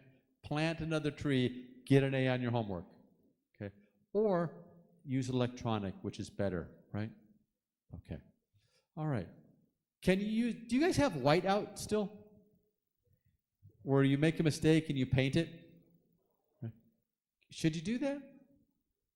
No. Right? No. Do you have erasable pens? You have a pen that you can erase? Well, those are so cool. Yeah, okay. All right. Next slide. So this is what it looks like. This is what it looks like when it's done. That's the story about spraying the dog, by the way. That's actually published in a book, and I read it and I did it. Ouch. Okay. Next slide. Okay, let's talk about grammar. Do you like grammar? Is it hard? I'll show you a trick. Okay. As I said, there are 12 verb tenses. The fact is we use the present simple and the past simple, usually. Basically, the rule is stay in one tense. unless you mean to do it. The present simple and the past simple are called the literary simple. Now, if you want to talk about the future, your teacher says, "What are you going to be in 5 years?" Well, that'll be in the future, right? Okay, I mean, think through it. Okay, teacher said it has to be in the present or past. Okay, what am I going to be in 5 years? 10 years ago. Boom. Okay, next, Dr. Baker said, "All right, these are my favorite books on the planet. These are my absolute favorite books on the planet. I take them with me everywhere I go, and I'm not kidding. I always have access to these things, okay? This is the Elements of Style. This is a grammar book, it's a workbook. It taught me everything I needed to know when I was younger. This is Grammar in Use, it's also a workbook. Now that's practical English usage. Every question you could possibly have is in there. And I'm not kidding. What's the difference between all right and all right? I don't know, but it's there, right? Student grammar, Longman Student Grammar. Somebody knew what they were doing. When I was in college, I had a teacher from Russia. Now, she was an English teacher, okay? Teaching linguistics, 72 years old. Love this woman with all of my heart. She gave us 3 papers, 2 papers written by the same person, and one paper written by the third person, and she gave us a semester to prove why. And we had to use every chapter of that book grammatically to prove the difference. Man, I'll tell you what, I learned grammar. Okay. Now this one is a fantastic book. It also has all the answers you need. And this is very common in Western academia, and it's pretty good too. It's pretty comparable to this one. Now, most of these are available on the internet, either for purchase or other methods, but they're out there. Okay, next slide. So, does anybody ever tell you that you have to use a variety of sentence types to make your writing interesting? How many kinds are there? 4. Simple? Compound? Complex? Okay. I like pizza. Which one? Simple. I like pizza and I eat it every week. I like pizza. So, okay, let's just, I eat. Let's just do it. Let's just make it real simple. Subject, verb. I eat. What is it? Simple. I drink. I eat, comma, and I drink. Compound, right? Right, okay. Okay, dependent clause is an independent clause with an extra word in the beginning or the middle. Okay? I am hungry. I eat. Because I am hungry, dependent or independent? Dependent. I am hungry, independent. Because I am hungry, dependent. I eat, simple. Because I'm hungry, I eat, compound sentence. I eat because I'm hungry, compound sentence. You could switch it around. Does that make sense? Some of you are still looking at me like, huh? Okay. All right. I'm going to send this home with you, okay? What about this one? Because I am hungry, I ate, comma, and I drank. Compound complex, because it's getting longer. Anybody take the IELTS test? Speaking? Anybody? Speaking IELTS test? Want to take it? Okay, great. If you want to get a decent band score, read the rubric, okay? And your rubric in the speaking and the grammar is dependent on the number of compound complex sentences you use well, okay? You don't do anything well, you're looking at a 4, you know, you do everything well, you're looking higher. Okay, I'm not going to, this isn't a speaking things. I won't go there. But that's basically the idea for writing or reading. Okay, next. Next slide. Okay, editing techniques. When I was a boy, well, even a graduate student, we didn't have Grammarly. We didn't have ChatGPT. And nobody told me that Microsoft Word could speak and talk to me. So we had to get someone to read our paper out loud and listen to find the mistakes. Wow, technology's changed, right? Okay, number one, does anybody use Microsoft Spell Check? Use it, use it. Use it first. Knock it out. Okay? All right. And use it last, too. All right? Okay. All right. Anybody use Grammarly? Grammarly free or Grammarly professional? Free is going to give you a B. Professional is going to give you an A. I'm not kidding. Pay the money, share it with some friends, get it done. By the way, you get 50% off because you're a student. Did anybody tell you that? Yeah, they didn't tell me that. Teachers do too, right? Didn't tell me that. I argued, I got it. Okay, anybody use ChatGPT to edit their papers? To edit, not write, okay? Does anybody use ChatGPT to edit your papers?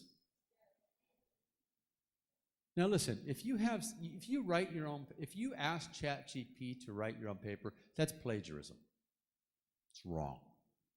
If you use ChatGPT to brainstorm some ideas, that's research. Just like Google, okay? After you have written your own paper, okay, run it through Grammarly, okay, and then run it through ChatGPT and say, please proofread my paper, or please edit my paper, and you'll get a completely different response. Now, if you ask ChatGPT to write your paper and your teacher puts it into a ChatGPT detector, you're going to fail. Boom. And you're going to be in the president's office or the principal's office packing your bags and going home to explain to your parents why you got kicked out of school. Okay. But if you use ChatGPT to edit your paper, now that doesn't sound so bad because it's still your work. And it caught the spelling mistake, and it caught the grammar mistakes, right? And it also turns out to a learning tool because you saw what you did. Is Grammarly making you a better writer? Yeah, because you have to make a decision as you click along, right? Okay. ChatGPT just kind of does it. So you kind of need to write it, okay? Look, everything is evil and everything is good. Depends on how you use it. Do you like television? Okay, 1909, television had just come out. Teachers were afraid of it. We said it was going to ruin society. It was going to destroy our morals and destroy our education system. They wrote newspaper articles. They tried to get it banned. They wrote journal articles, and somebody wrote an article said, make the devil useful. It's here to stay. It's not going away. You better learn to use it right. And now we use television in schools and movies and YouTube. People think it's pretty cool, right? Well, 10 years from now, people are going to say ChatGPT is cool, and we're going to hate something else, whatever the new thing is going to be, okay? Do me a favor, use it responsibly, okay? Use your tools responsibly.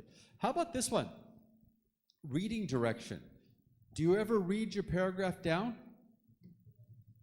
What does that do? That finds your structure, all right? Maybe some spelling, right? And if you listen to it out loud by clicking Microsoft Word, you will naturally find the mistakes because your ear will hear what your eyes don't see. That's the truth, okay? Now, my story is when I was in school, we didn't have that, so we had to have a friend sit there. My friend read 365 pages of my dissertation 10 times.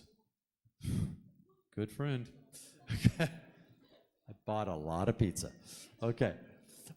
Now, if you read up, that means you take the last sentence and you read it by itself, and then you read the next sentence by itself, and you read the next sentence, next sentence, you'll find all the grammar mistakes, right? That ChatGPT found like that. All right. So, you can read out loud alone, you can read out loud with a friend, or you can read out loud with Microsoft Word. Guys, I read thousands and thousands and thousands of words each week, and I'm responsible for those going into books and journals and articles, and if I make a mistake, I get in a lot of trouble. Okay, so I do use Grammarly, and I'm a professional writer. I do turn on Microsoft Word, and I do read. When somebody sends me a paper, I hit Microsoft Word Reader, and I listen. Okay. Next slide. Okay, the essay. Here we go. Okay. Essays are much like paragraphs. Remember what I said?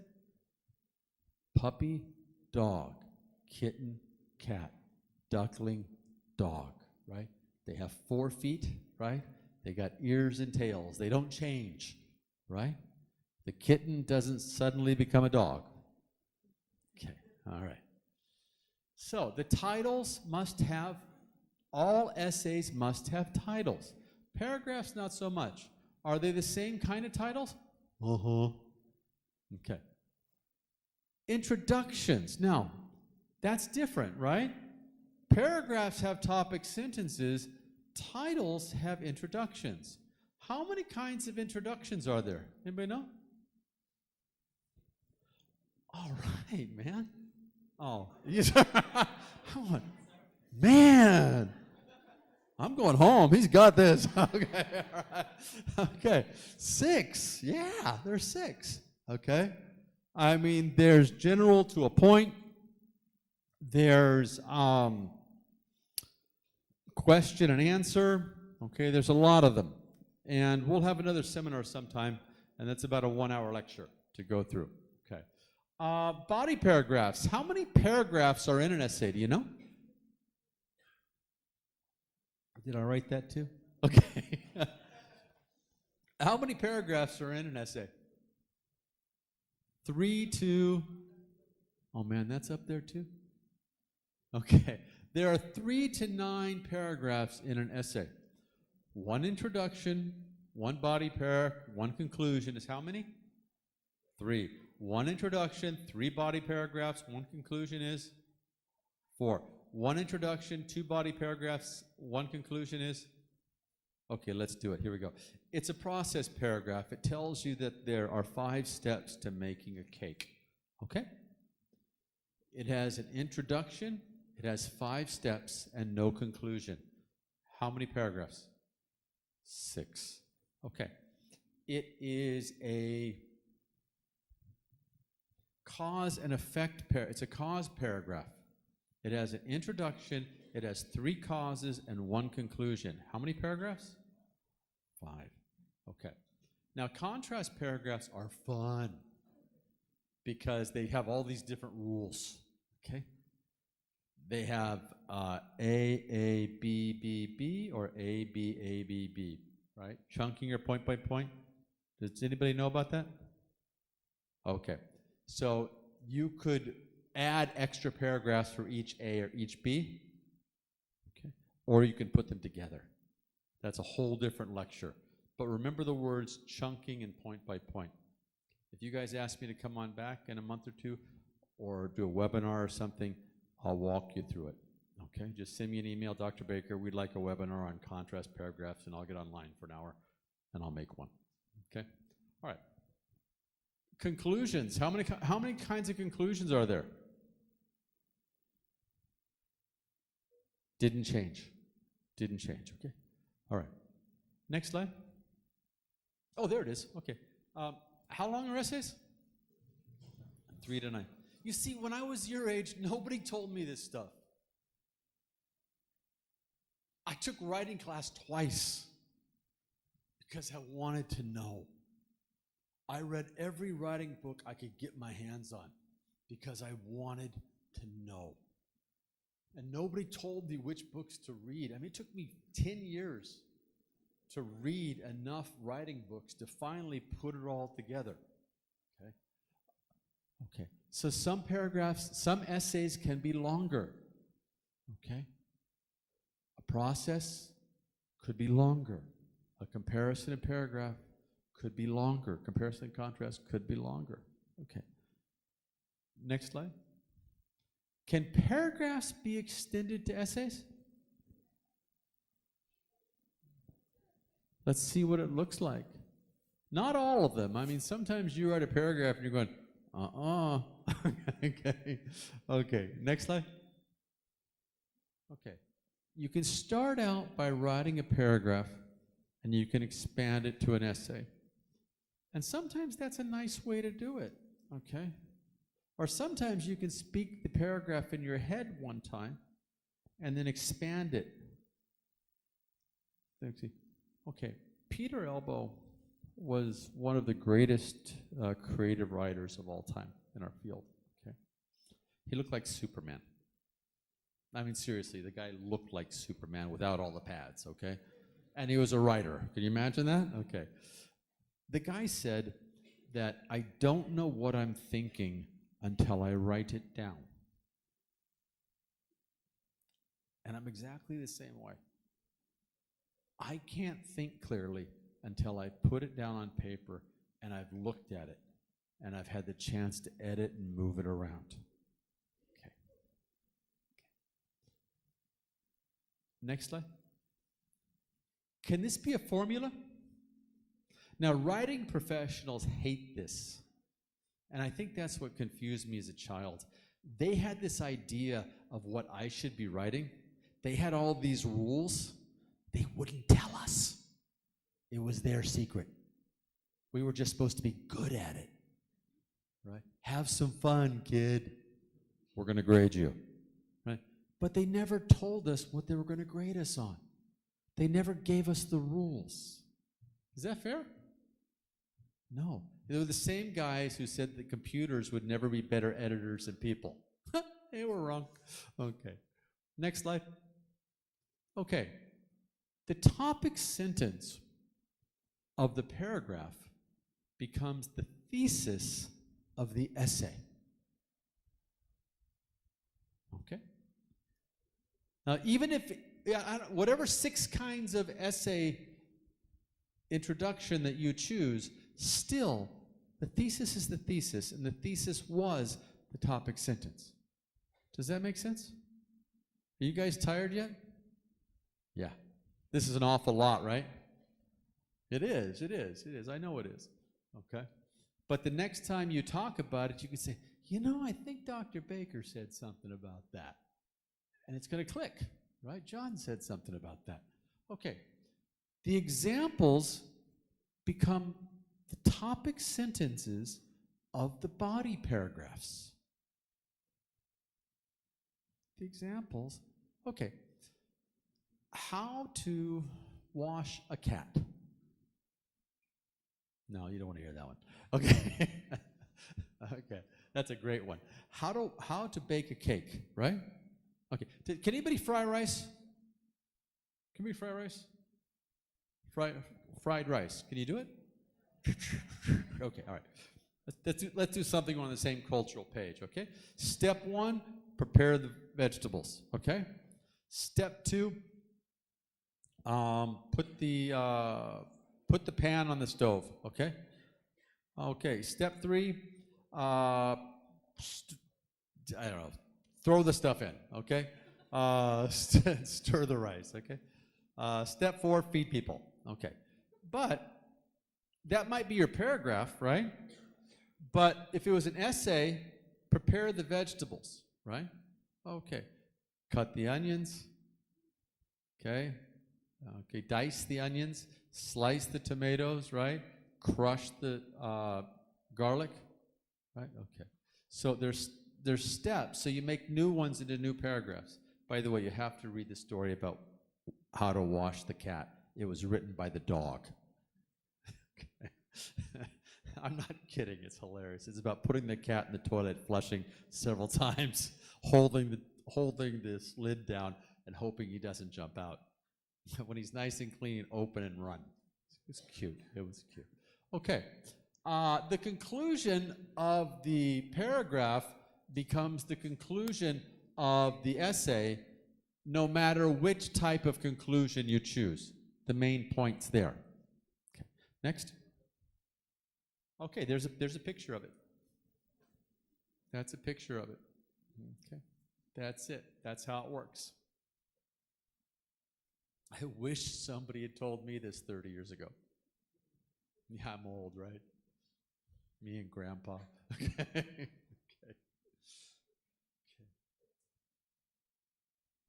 All right. Next slide. There are many, many different kinds of paragraphs. Is it different for each kind? Is it? Yeah. Yes and no. That's a great answer. Yeah, that's great. Do you love me? Yes and no. Thank you. Okay. Okay. But yeah, it is different. Okay. Next slide. The illustration takes each example and makes a new paragraph. Well, that makes sense, right? Okay. The narration, once upon a time, there were 3 bears, right? Little Red Riding Hood was the same type. Once upon a time, there was this bad little girl who cheated this nice little wolf. Okay, all right. But it's all the same. Well, each part becomes its own paragraph. Okay, all right. Description. This is a wonderful room. In the front, behind me, to the left, to the right. In front of me becomes a paragraph, on the right becomes, behind me becomes a paragraph, on the left becomes a paragraph, on the right becomes a paragraph. Before that, it was one paragraph. Okay. Process. We talked about making fried rice, right? Okay. Next. Definition, I told you, was a thief, right? Classification. Classification. There are 3 kinds of drivers, right? Okay, there are 4 kinds of drivers. In a paragraph, first type, second type, third type. In an essay, first type, second type, third type. Okay. Comparison and contrast. Okay. Dog, dog, dog, cat, cat, cat. Okay. Dogs and cats are different. Dogs are loud, cats are noisy, cats are quiet. Okay. Dogs are friendly. Okay. Cats are independent. Okay, that was being nice. Okay, all right. Dogs are dirty, cats are clean. That's not true. Okay, but that was A, B, A, B, right? Okay, dog, dog, dog, cat, cat, cat. Dogs are noisy, dogs are friendly, dogs are dirty. Cats are quiet, cats are independent, cats are clean. A, B, B, B, right? Okay, now you can use that structure in a paragraph or an essay. Okay. Or you can make paragraph number 1, dog, brr, cat, brr, 2 paragraphs. Or you can have 6 paragraphs, dog paragraph, dog paragraph, dog paragraph, cat paragraph, cat paragraph, cat paragraph. Or you can have dog paragraph, cat paragraph, dog paragraph, cat paragraph, dog cat paragraph. Or you can have dog, cat paragraph, dog, cat. No, you can't do that last one. It would be dog, cat paragraph, dog, cat paragraph, dog, cat paragraph. Does that make sense? So that contrast paragraph, that comparison paragraph, that's a lot of work. Okay. What about the persuasive paragraph? What's the difference between a persuasive paragraph and an argumentation paragraph? Okay, does anybody, how many people do not smoke? I do not smoke. Okay, if I told you that smoking was bad for your health, and I told you that it made you smell bad, okay? And I told you it was expensive, would you believe me? Would you stop doing it? Okay. If you're a smoker, would you believe me? No. Okay. That's a difference between a persuasive. I was with a friend of mine the other day, and he smokes, and he's going to die. I'm not kidding. Guys, you smoke young, you think it's cool, you get old, you die. And this guy's at that stage. He's got a smoker's cough, he's starting to bleed, he's doing all the things that, you know. And for me to tell him, I would have to use an argumentative essay, which means smoking's expensive, smoking makes you feel bad, and most people think it's okay, but believe it or not, you're going to die. Okay? Argumentative paragraph, refutation. People think, but the fact is. He's kind of a nice guy. I feel bad for him. Okay, next slide. Okay, let's look at how this is done. Okay? This is a paragraph, right? How Coca-Cola changed my life. Oh, I'm sorry. I retyped that this morning because culturally I didn't think this would be an appropriate paragraph. It was really how beer bottles changed my life. I didn't write it. It came from a book, okay? But I thought culturally I would change it. And I'd meant to write how Coca-Cola bottles changed my life. Every time you see Coca-Cola, think Coca-Cola bottle, okay? All right, go ahead and read that. And it's not supposed to say brewery, it's supposed to say factory. Oh man, I did terrible. I was really trying to make this culturally appropriate. Sorry. I did this at 4 o'clock this morning, okay?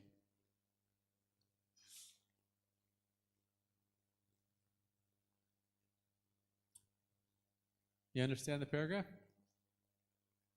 By the way, how fast do you read? 88 words a minute, probably. 88 to about 120, 140 for a non-native speaker. You need to read between 225 to 400, which is called a Rotting scale, which is where your comprehension is. How do you improve your reading speed? You read the same material over and over and over to increase sight vocabulary, okay? And the speed, it's called sight recognition, okay? And we could talk about that some other time. But what's the story about? Some kid, right? Some guy had a job where? Coca-Cola, doing what? Watching bottles. Man, that had to be fun, right? Bottle, bottle, bottle, bottle, right? Ooh, look, rat. Okay. You got the things you can find in Coca-Cola are disgusting. I'm not kidding. When I was a kid, I found what I thought was a finger. But it wasn't a finger, it was Coca-Cola mold. It was sugar mold that had grown in the shape of a finger. Scared the cheekers out of me. I was only 6 years old. Okay. But anyway, this guy is doing it. How many topics sent? Let's do it together. Title, what kind? Keyword. Topic sentence. Is the first one. How many E's? How many E's? 3. How many D's? 2. What kind of paragraph?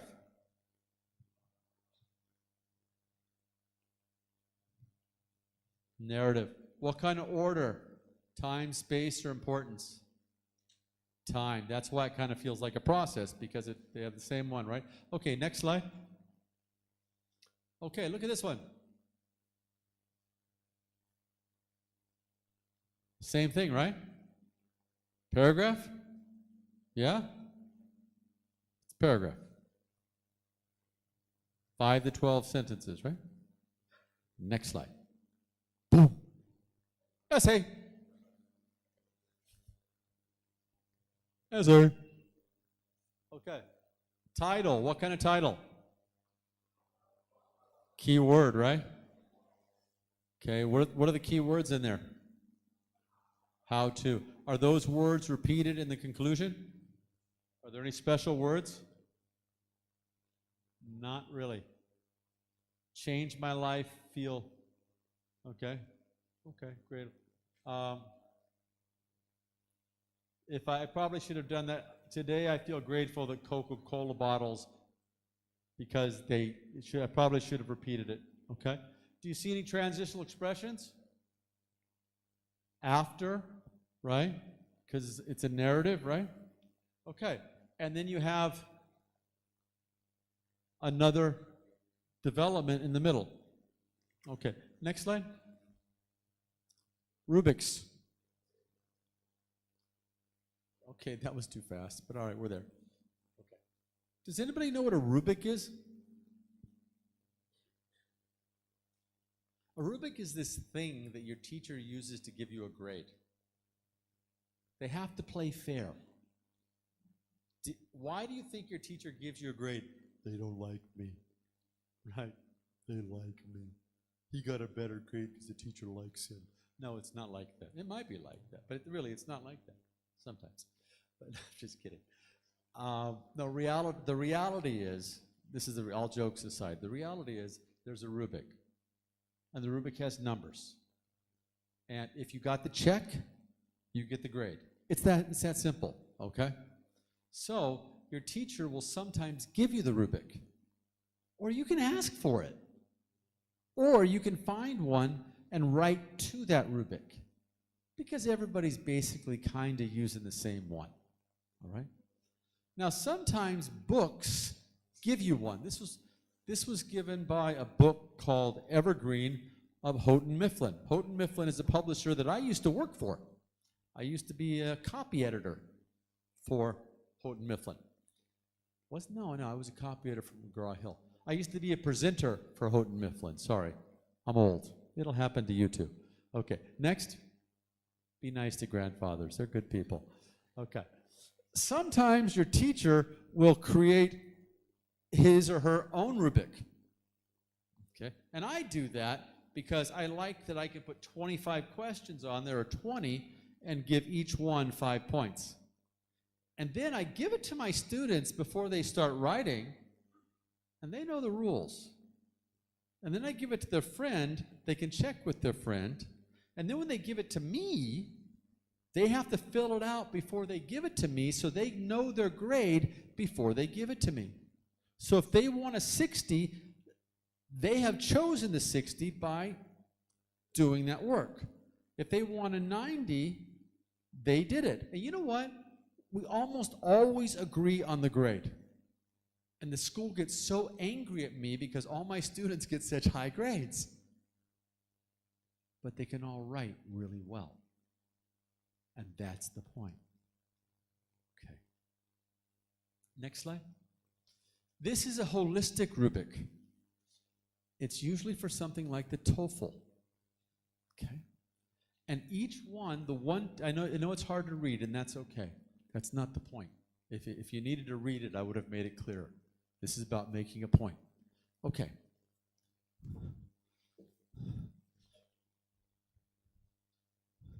This one talks about the main idea. The next one talks, I gotta stand out here. I'm too close. Okay, the next one part looks at organizational structure, supporting points, vocabulary, grammar, spelling, punctuation. It's the same one, okay? Same. So number 1, terrible. Number 2, not so bad. 3, okay. 4, pretty good. 5, excellent for each part.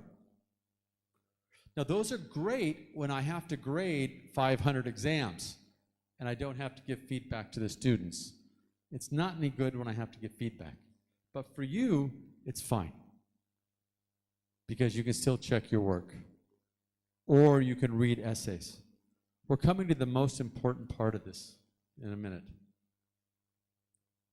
We're going to unlock a secret door in a minute that's going to make all of this really, really easy. About 3 more slides, we're going to open a magic door. Okay, next slide. This is called an analytic Rubik. Okay.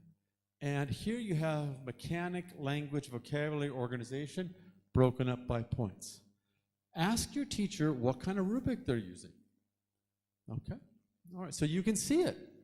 You're not challenging the teacher. That would be impolite and disrespectful. But you and your teacher are partners helping you write. And the teacher will most often be really happy that you cared enough about your own writing to get better at it. Okay, next slide. Anybody recognize this? This is the IELTS rubric, right? Guess what? The rules to that too, right? Almost the same, to be honest. But task 1 writing and task 2 are different, aren't they? Yeah. So you have to learn not only the paragraph structures I just taught you, plus the rules. Okay. Next slide. I'm going to unlock a magic door now. I'm going to make all the pain go away. Okay? And I'm going to make it easy. Anybody good driving a motorcycle? How'd you learn to do it? First time. Come on. First time. If I put a motorcycle up here, you'd never seen one before, could you do it? How'd you do it? You saw other people doing it, right? Okay. When you want to learn something that you've never done, ever, where do you go? Starts with a Y. YouTube, right? You watch other people do it, right? Okay. Writing is the same way. The more you watch other people do it, the better you get at it. Okay? Next slide. The difference between a good writer and the bad writer is about 50 model texts. Now, next slide. The problem is that our average class has 18 weeks, okay? We meet the students about 2 times a week, right? That's 36 meetings of 1 hour. 36 hours times a year? 72 hours? 2 years? 148 hours. Do you think I can teach you how to write in 148 hours? No way! But who gets the grade, me or you? Guys, I go home to my wife, I go out to a nice dinner, and that's it. You guys are on your own, right? Right. You got to teach yourself. Teachers are here to guide you. We're here to help you. We're here to support you. We'll walk you through it, but you need a lot of extra hours of practice to get good at it. Look, teachers are here to prepare you for a future that you and they cannot even imagine. Just like our teachers taught us, okay, my teachers died. I'm 56 years old. I'm old. My teachers died 20 years ago. My elementary school teachers died 20 years ago. Did we have computers? No. Did we have cell phones? No. But they had to prepare me for a world that had those things. So I had the ability to think it through now and work with it, right? Okay. Your teachers today are preparing you for a future that they can't even imagine. And you can't either. And the one thing that you're always going to have to do is know how to read and write. That's not going to go away. That's communication, right? Okay. Whether it be in another medium or somehow. So you need more time to do it on your own, right? Okay, next slide. Reading benefits writing in a bunch of ways. Since 1711 was the first paper that I found that said that in L1. In L2, second language, 1836. People were saying how cool the reading-writing relationship was. Okay, next slide.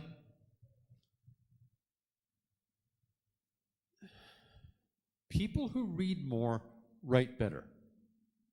It's the truth. I don't care if you read comic books or newspapers or magazines or love letters, okay? I'm serious. You're going to write better, okay? Generally, you'll have better grammar, better sentence structure, okay? But if you read generally, you can write generally. But if you read genre-specific texts, so if you read more paragraphs and essays, you will be better at paragraphs and essays. Does that seem reasonable? Okay. Next slide. There is a correlation of about 50 to 70% between reading genre-specific texts and writing. Basically, if you know what one looks like, you can write it. The problem is, a lot of people haven't read enough of them. You get a writing test and you're writing going, oh my goodness, what am I supposed to write?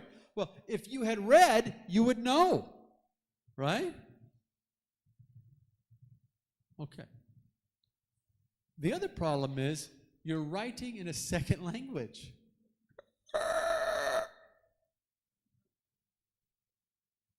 How many books have you read in Indonesian?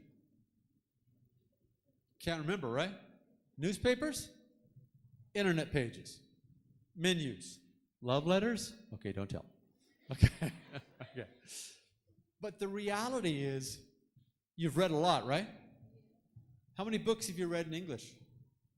Oh man, somebody can count, right? Okay, that's the problem. In our second language, we read less, often because it's unavailable. And frankly, it takes time. Okay. So, reading especially helps people learn a second language because it helps with just about everything. Okay. Next. Okay. We have proven, my co-authors and I, have repeatedly proven with the adults, we've done studies with IELTS, and we've proven this, okay? We've done it with children and the PET test, okay? We've written papers about poetry and narrative writing. We have proven it over and over and over and over. It works.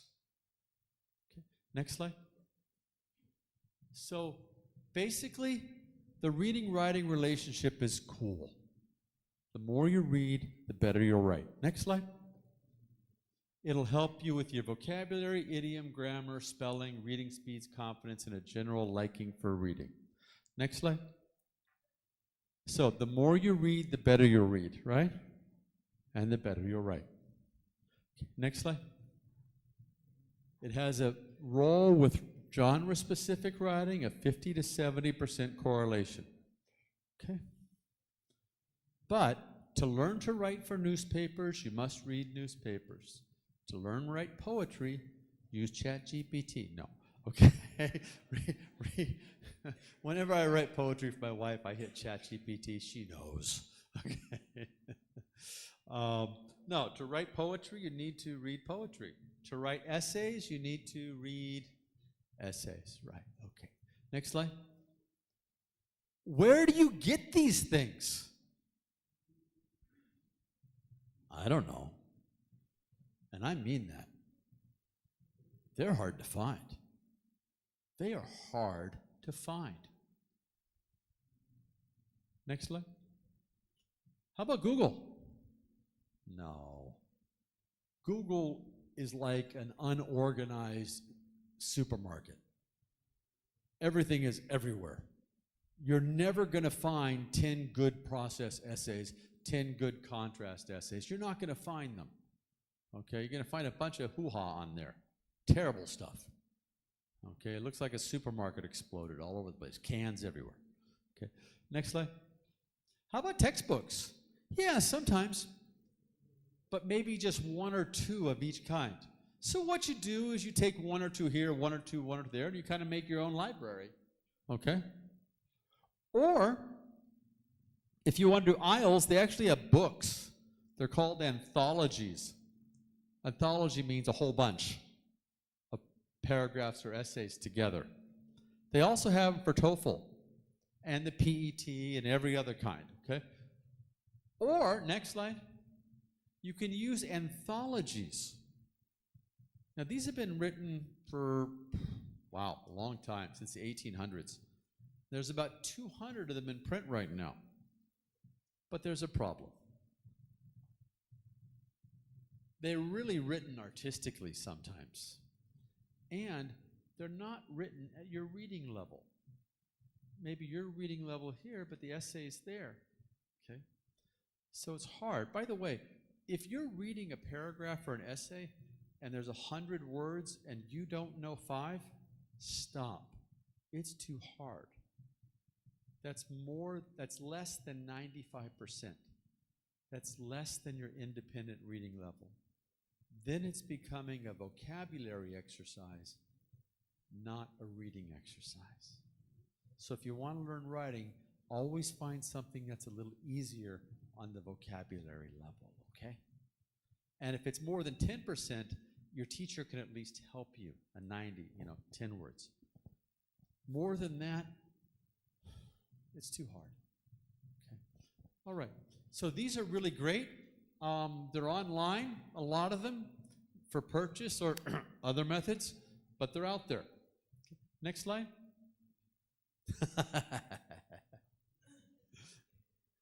ChatGPT, here we go again.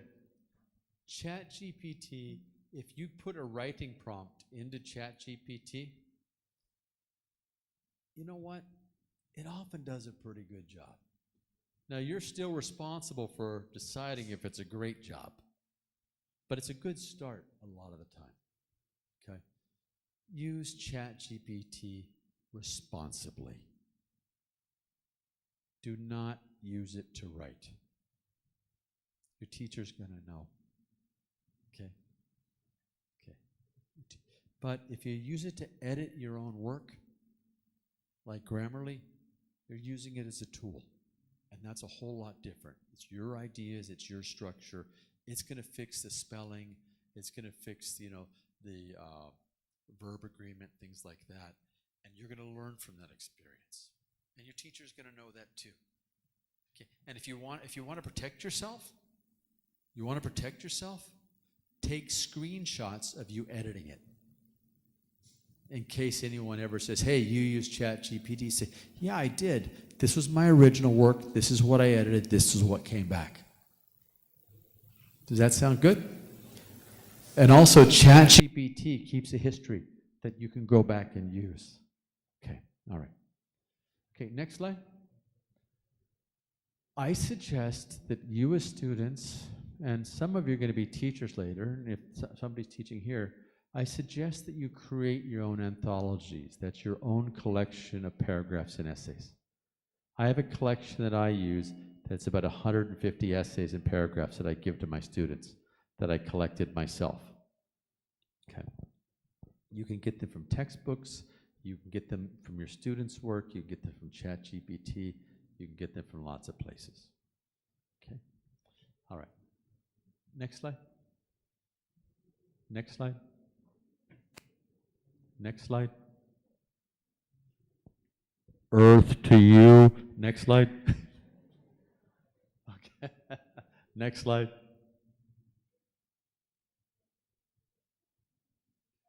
That's it? There isn't a final slide? Next slide. There should have been inside. Okay, go to the first slide, please.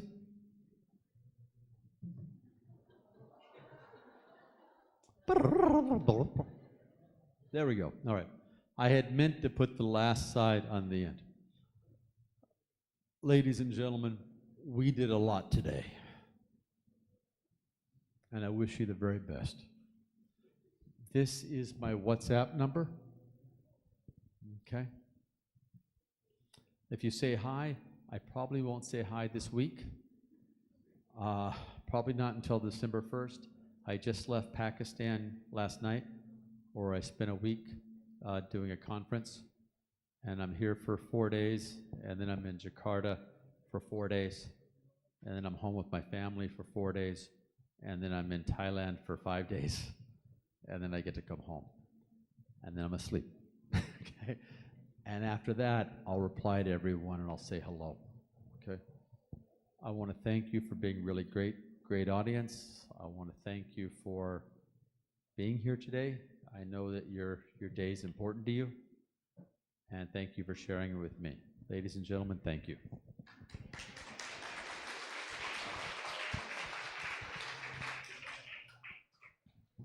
Wow, that's very awesome talk, Dr. John Baker. Thank you very much for the interesting talk. And please have a seat. I know you're tired. Yeah, we do have cookies. All right.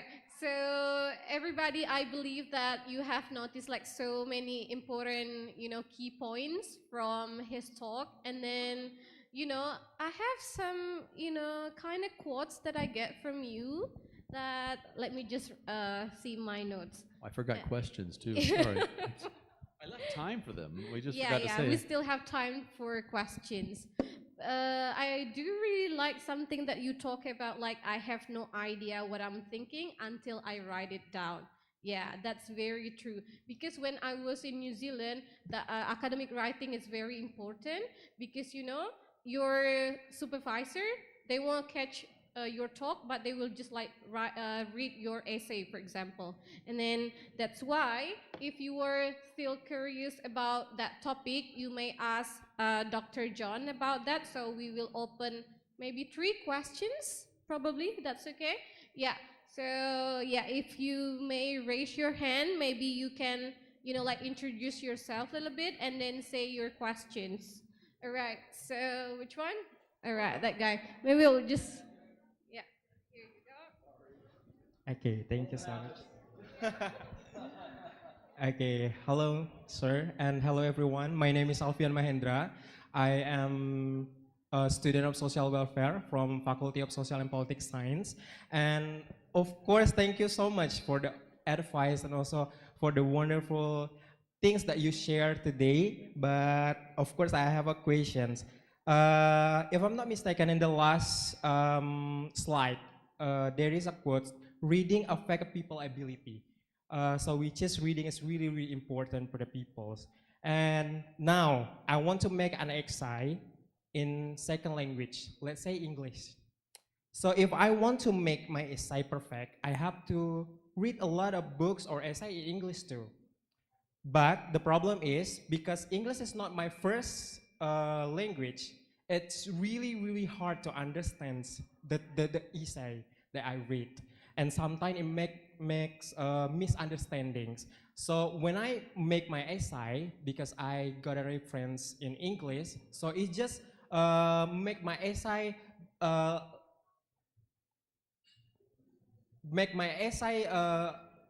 little bit, I can say like wrong, I mean incorrect. So do you have a tips for me to understand something in English is more easy, because I really want to make essay, but sometimes I just always get misunderstanding by the reference that I read in English. Thank you. Stop. Why? Stop. I mean, I so often use that word, just stop doing it. Stop trying so hard. Why? It's not supposed to be hard. Find material that's below your level. It's called the eye level. Remember what I just said about the 5 words? Okay. Find essays below your essay. And you go to ChatGPT, you can say, please write an essay, a process essay on this prompt. And you could try to go for 250 words, but it doesn't listen very well, okay? And you might have to say, make it shorter, make it longer. It does listen to that, okay? And you can say, make it easier, make it easier, make it easier, until, you get the vocabulary level that you want. Or you can look for model essays, okay? And read material that's below your vocabulary level. Now there's sentence length and other things that come into that, like background knowledge and all of that. That's a whole different checklist. But the very basics, get texts that are easier than what you are used to, so that way you're just reading the material and focusing on the structure. I hope that's helpful. Thank you so much. You're welcome. Okay. Next, anybody else? Anybody Hi. else? All right. Okay. We've got time. We'll come up. We'll get there. I promise. We'll get there. We'll get there. We will. I got the ball. Hey, All right, ladies and gentlemen, I am Megi Adi Pratama, and I'm from Islamic State Institute of Chirip, and currently in the 5th semester in English major. Well, to begin with, thank you so much for giving me this delightful opportunity. It was truly stunning, charming, and genuinely one of the best presentation that I have ever seen, sir. So thank you so much. I have a question about the extent of academic writing. Actually, in the 5th semester, it is genuinely a hard and essential period in my career as a student and as an amateur writer. Well, when I am going to try to make a proposal and thesis, which one is the best way, sir? Do I have to seek the kind of theory first, the title, the field, or kind of the same title that I have to make in my research later? Are you talking about doing a research paper? Yeah, sure. Okay. I need your help, actually. I'm a real boring guy. I have the same answer for every question. Read more. Thank you. No, I'm serious. Read more. There's this thing called ProQuest. Have you heard of it? Yeah. Ethos.uk. That's the British version of ProQuest. Okay. Get into ProQuest somehow and read a bunch of PhD dissertations. I'm not saying read master's theses because sometimes they're shorter, but they're not as well written, okay, because the PhD systems are more rigorous. And read those and focus on the structure, okay, and go to the methods and learn how they do the methods. And I've got a page, I've got a rubric that I ask my students. I teach dissertation, by the way, and I have my students read a lot of dissertations and answer a bunch of questions about them. And I tell them, if you haven't read a bunch of dissertations, you can't write one. So stop. Look, Mark, who was it that said that? I don't remember who said it. Somebody really famous, it wasn't Mark Twain, but it was somebody just as cool, said, I don't want to read anybody who's written more than they've read. If you want to make your job easier and your teacher's job easier, start reading and stop writing. Because it's painful for both of you until you do. So just read a lot and ask yourself questions about why the title's there, why all the paragraphs are the same number of words almost, okay? How many sections are in the introduction? How long is the introduction? How long is the literature review? How long are the methods? By the way, this is published. How long is the discussion and conclusion, okay? What are the separate parts? And after you've read 10 of these, and I've worked with dissertation students who keep getting rejected, and they follow this and they go, ooh, I passed, okay? You do this, and I guarantee your job's gonna get a lot easier, and you're gonna like it, okay? Does that help? All right, because I wanna write some more. Thank you. I'll tell you a story, and I won't tell your name. I won't tell your name. I really like this person. This is someone who's very close to me. She became very close to me. We were very friends. We became great friends. Her dissertation advisor called me, and actually her dissertation advisor was my dissertation advisor, and the lady was not going to graduate because she couldn't write a thesis, a dissertation. And basically, she didn't understand how to write a paragraph or essay. And I said, stop writing. Advisor went, stop writing. I said, you'll stop writing. I need 6 weeks. I took her back and I taught her all the paragraph structures. I taught her all the essay structures. And then I walked her through dissertations and theses. She went back and wrote a beautiful dissertation that she was in control of. Because it started out where she'd give it to the thesis advisor hoping that it would be approved. Because in that case, the advisor's in control of your writing. You're not in control of your writing, right? And you're hoping some magic's going to happen or she's going to get tired and not see something. Okay, but it doesn't work that way. Okay, thank you. Okay, anybody else? Okay, anybody else? This gentleman's had his hand up a couple times. What's up, buddy?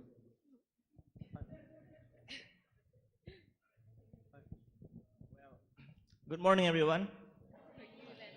First of all, my name is Isar Bakan, and I'm from Daesan University, and I'm currently studying English literature major. And now, I just have one simple question for Mr. John R. Baker. That is, how could you find joy in writing? I mean, I'm really bad at grammar, and I can find the joy in writing. I rather to speak rather than writing. I hope you could help me with this one. Thank you so much, Mr. John. You don't learn to speak. It happens naturally. We all have the ability for it when we're born, and it naturally happens. And we go through a process. And yes, your language gets better, and you pick up vocabulary, and you learn more, but you have the ability to speak when you're born, to make sound. You do not have the ability to write. That is a skill that you learn. Okay, completely different. You find joy in writing because it enriches you. And the way that we get young people to love writing is we don't do this. We do expressivist writing. Unfortunately, a lot of schools, and I'm not saying anything about Indonesia, I'm talking globally, so please don't put me in that position. They do not start with narratives. Now, some do. The US is famous for it. But then they focus on that, and they don't focus on this, and everybody gets confused. But if you start students out by writing their own novella, small story, about something that's important to them, and the prompt is, what are you burning to tell the world? Okay, and you personalize the characters, fictional characters about your own life and things like that. And you base your knowledge of what this is by the books and the novels you've read in your own language and in English, because you know the story structure of suspense, a setting, problem, suspense, and development and conclusion, right? Okay, that's natural for us. We've been telling stories forever. And then you start to work on the vocabulary and other things. And don't be afraid to use an editor, okay? But start writing those stories and you'll fall in love with it. You truly will, okay? We use this for therapy. We use this for trauma victims.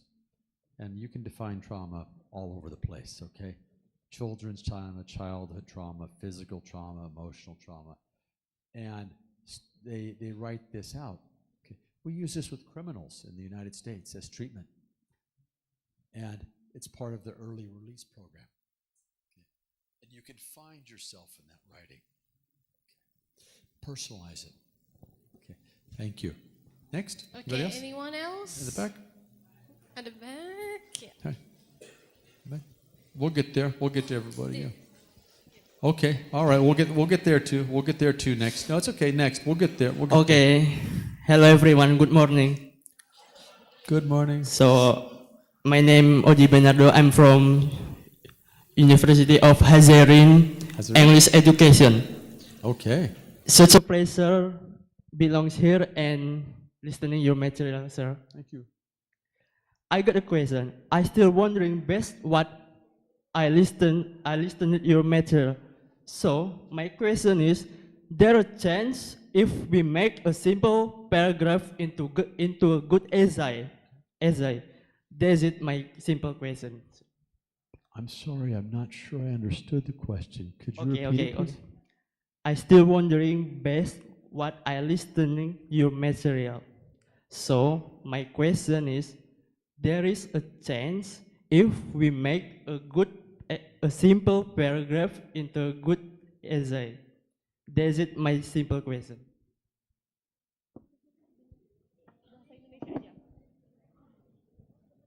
I'm doing my best. Let me just translate it a little bit, Thank you. okay? I think I understand, but I want to answer the right question. Like about a chance, like if you want to change a good one into the better one, like how to do that. Yeah, how to do that.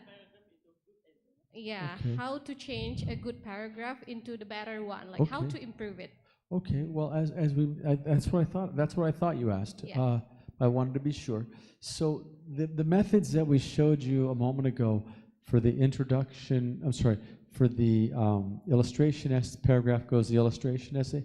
I think following that method is really good, and knowing that the topic sentence can become the thesis, the example can become the paragraph, the detail becomes the example. I should probably clarify that. Let me clarify that for anybody I wasn't clear on.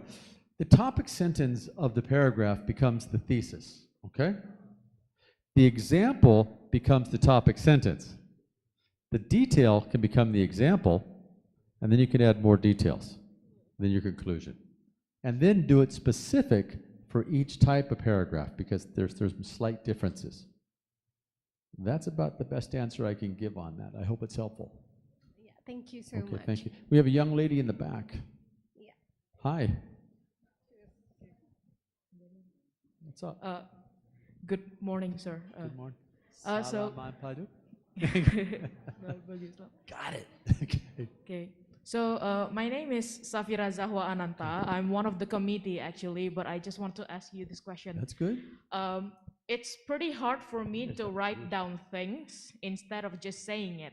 I know. But in other perspective from someone I know, it's easier for him to write down things instead of saying it. Me Do too. you think there is a other factor maybe for some people? Why is it easier to write or saying things? Experience. Experience. When I was a boy, 3rd grade, 2nd grade, my teacher was sick the entire year. We had substitute teachers. And that's the time that young people are supposed to learn to write handwriting, right? Okay, my handwriting is real bad. I never learned to do it well. Ms. K, I know her name. To this day, I know her name. Came into the class every day and hit me on the back of my neck and slapped my head almost to the table because my handwriting was poor. That's no joke, okay? So I was very, very hesitant to learn to write as a child. So for me, speaking was much easier. I could tell stories. Later, I learned to write because I had a lot of experience reading. And instead of somebody hitting me, they praised me. And I was able to communicate. And then I realized something later as I got better at it. Have you ever made a mistake speaking? Have you ever said something that you wish you hadn't? Yeah. Yeah? And then you had to explain it 5 times? Yeah. And all your friends were gossiping about it? Yeah. Yeah, well, guess what? That never happens in writing. Because you have the chance to draft and redraft and draft and redraft and draft and redraft before you hit send. Have you ever written an email when you're angry and you wish you didn't? Yeah. Yeah. Don't do that. Okay. But you have complete control of your writing. But that mouth and that brain are connected and you cannot turn it off, right? Yeah. Right? The things I've said to my beautiful wife, I think back and the woman still loves me, right? She asked me one day, when we were first married, for the first year we were married, my wife had not learned to cook. And I was a great cook. But she wouldn't let me cook. She insisted. So she'd come home and she'd go, "How do you like the food, honey?" Great. And then she said, "Would you like some more?" Uh-huh. Okay. And then about a year later, I made the mistake of telling this story to her sister. It got back to my wife just like that, right? Broke my wife's heart. Okay. So your mouth doesn't know when to shut up. But writing, you can always choose not to send, right? Okay, we use this in therapy. When somebody gets really hurt and they have no control over the situation, they write out the story of how hurt they are or how angry they are at that other person, and they get it out, and then they put it in an envelope, and they put it somewhere that they can't see it, like in a bottom drawer. We do this with children who've been sexually abused or beaten or things like that, okay? Or someone has been robbed and hurt really bad, okay? And they write the letter and they put it in the bottom drawer. Now those feelings still belong to them, but they're not in here anymore. Does that make sense? Okay. All right, thank you. Yeah, I thank hope you very so. much. Basically, experience and thank you. Okay, do we have time for any more?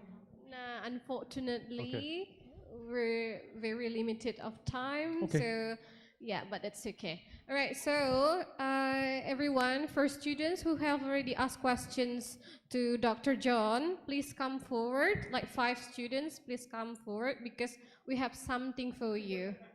Please. Yeah. I just realized. For 5 students, that, yeah, maybe someone over there, that guy over there, come forward, please.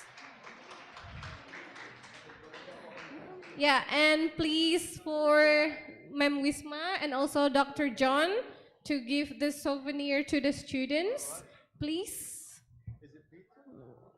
That's pizza. Yeah, come. Maybe, yeah, just maybe take photo first. Yeah, yeah, maybe we can take photo first. Yeah.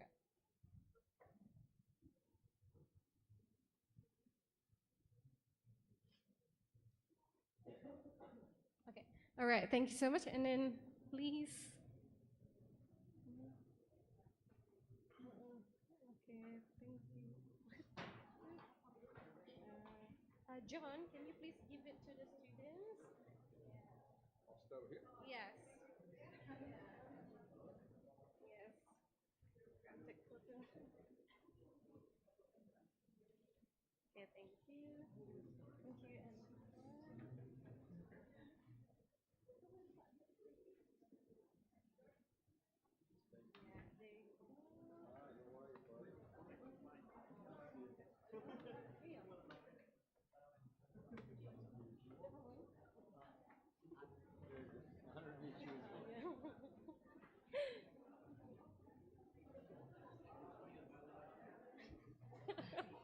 And that's okay. Oh, okay.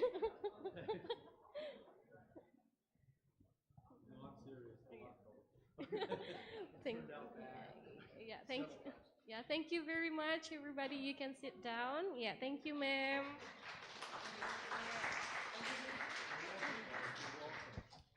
Okay, thank you very much for Dr. John. And before we end the sessions, I would like to give you a pantun. Yeah, please say cakep, yeah? Okay? It's very hard to make this pantun, okay? It takes ages. Okay, so, yeah. Jalan-jalan membeli masker. Jangan lupa membeli bolu. Thank you, Dr. John Becker. Enjoy your stay in Bengkulu. Give applause. Thank you so much. Thanks for today. It went well. Are we on time? I think we ended just about right. Wow, thank you so much for Dr. John Raymond Baker for the outstanding presentation and valuable knowledge. And for our extraordinary moderator, Ms. Yurika Nadia Rahmat M.A. As the appreciation, we would love to invite the head of UPT Bahasa, University of Bengkulu, Dr. Wisma Yunita MPD, to give certificate of appreciation to our keynote speaker, Dr. John Raymond Baker.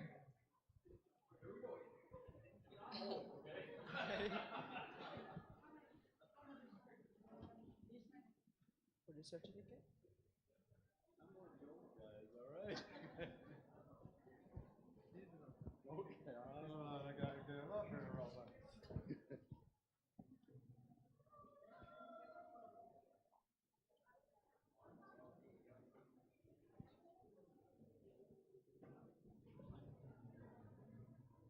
But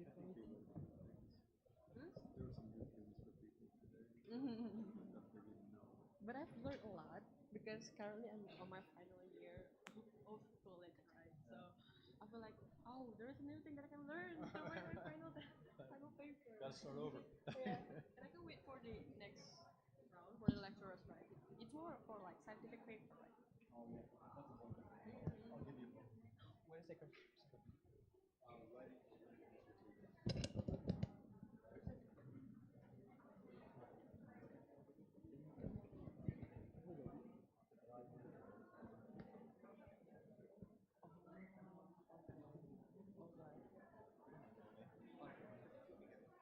Aku mau mengajak ke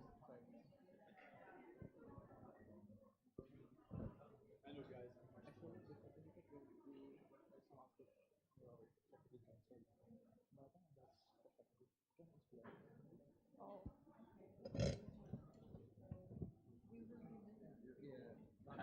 No, they will.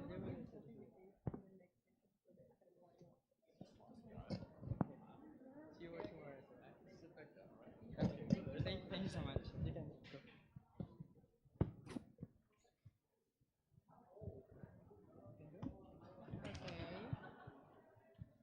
Mbak, apa?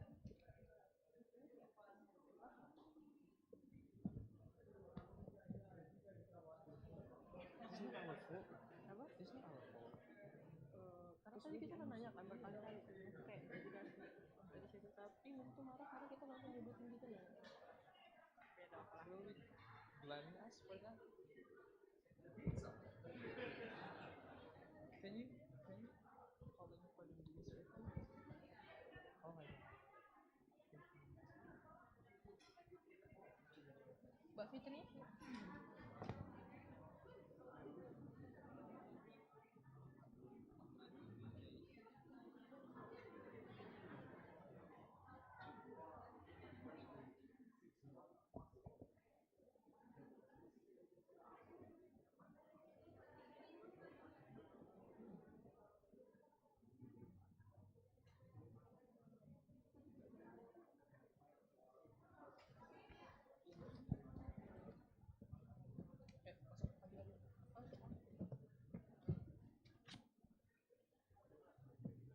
Okay, thank you everyone for our sessions for today.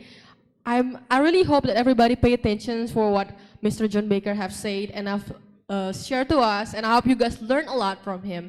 And also, we will go to the next agenda. We will invite Miss Fitri from Gramedia to give us a sharing sessions. To Miss Fitri, the stage is yours. Give applause for Miss Fitri.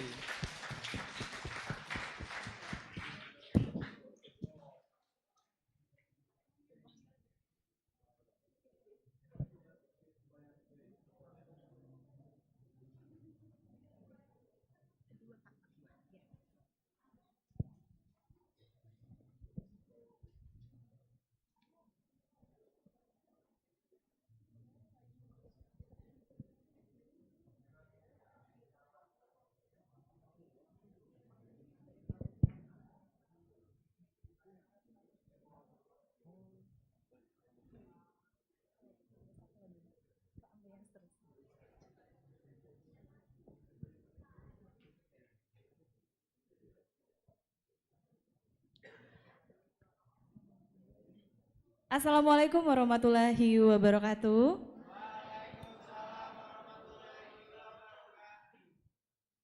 Halo, selamat siang semua. Good afternoon. Asik. Okay, hello, how are you today? I'm fine, thank you. Okay, boleh Mbak Jeje? Oke, perkenalkan kami dari Gramedia dengan saya sendiri, panggil aku JJ dan teman saya. Halo Mbak Jeje. Jeje Slebel ya? Bukan Kak, bukan JJ Slebel. Bukan JJ Slebel. JJ Gramedia. Oke, di sini kita mau memperkenalkan tentang Gramedia. Ada beberapa poin yang bakal kita sampaikan. Yang pertama itu pengenalan Gramedia dan promo-promo yang berjalan. Terus nanti poin yang kedua itu ada marketplace dan sosial media. Terus poin yang terakhir itu ada member digitalnya Gramedia.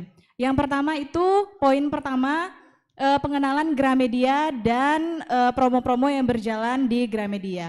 Sebelumnya teman-teman di sini sudah pasti sudah tahu ya, Gramedia itu adalah toko buku terbesar di Kota Bengkulu. Luar biasa, beri tepuk tangan dulu dong. Oke, kita sudah buka gerai terbaru di Bengkulu, yaitu di Jalan Meranti Sawolebar. Sudah pasti teman-teman sudah ke sana semua ya? Sudah ya, alhamdulillah. Sudah tahu sebagian apa saja yang dijual di Gramedia Bengkulu Meranti.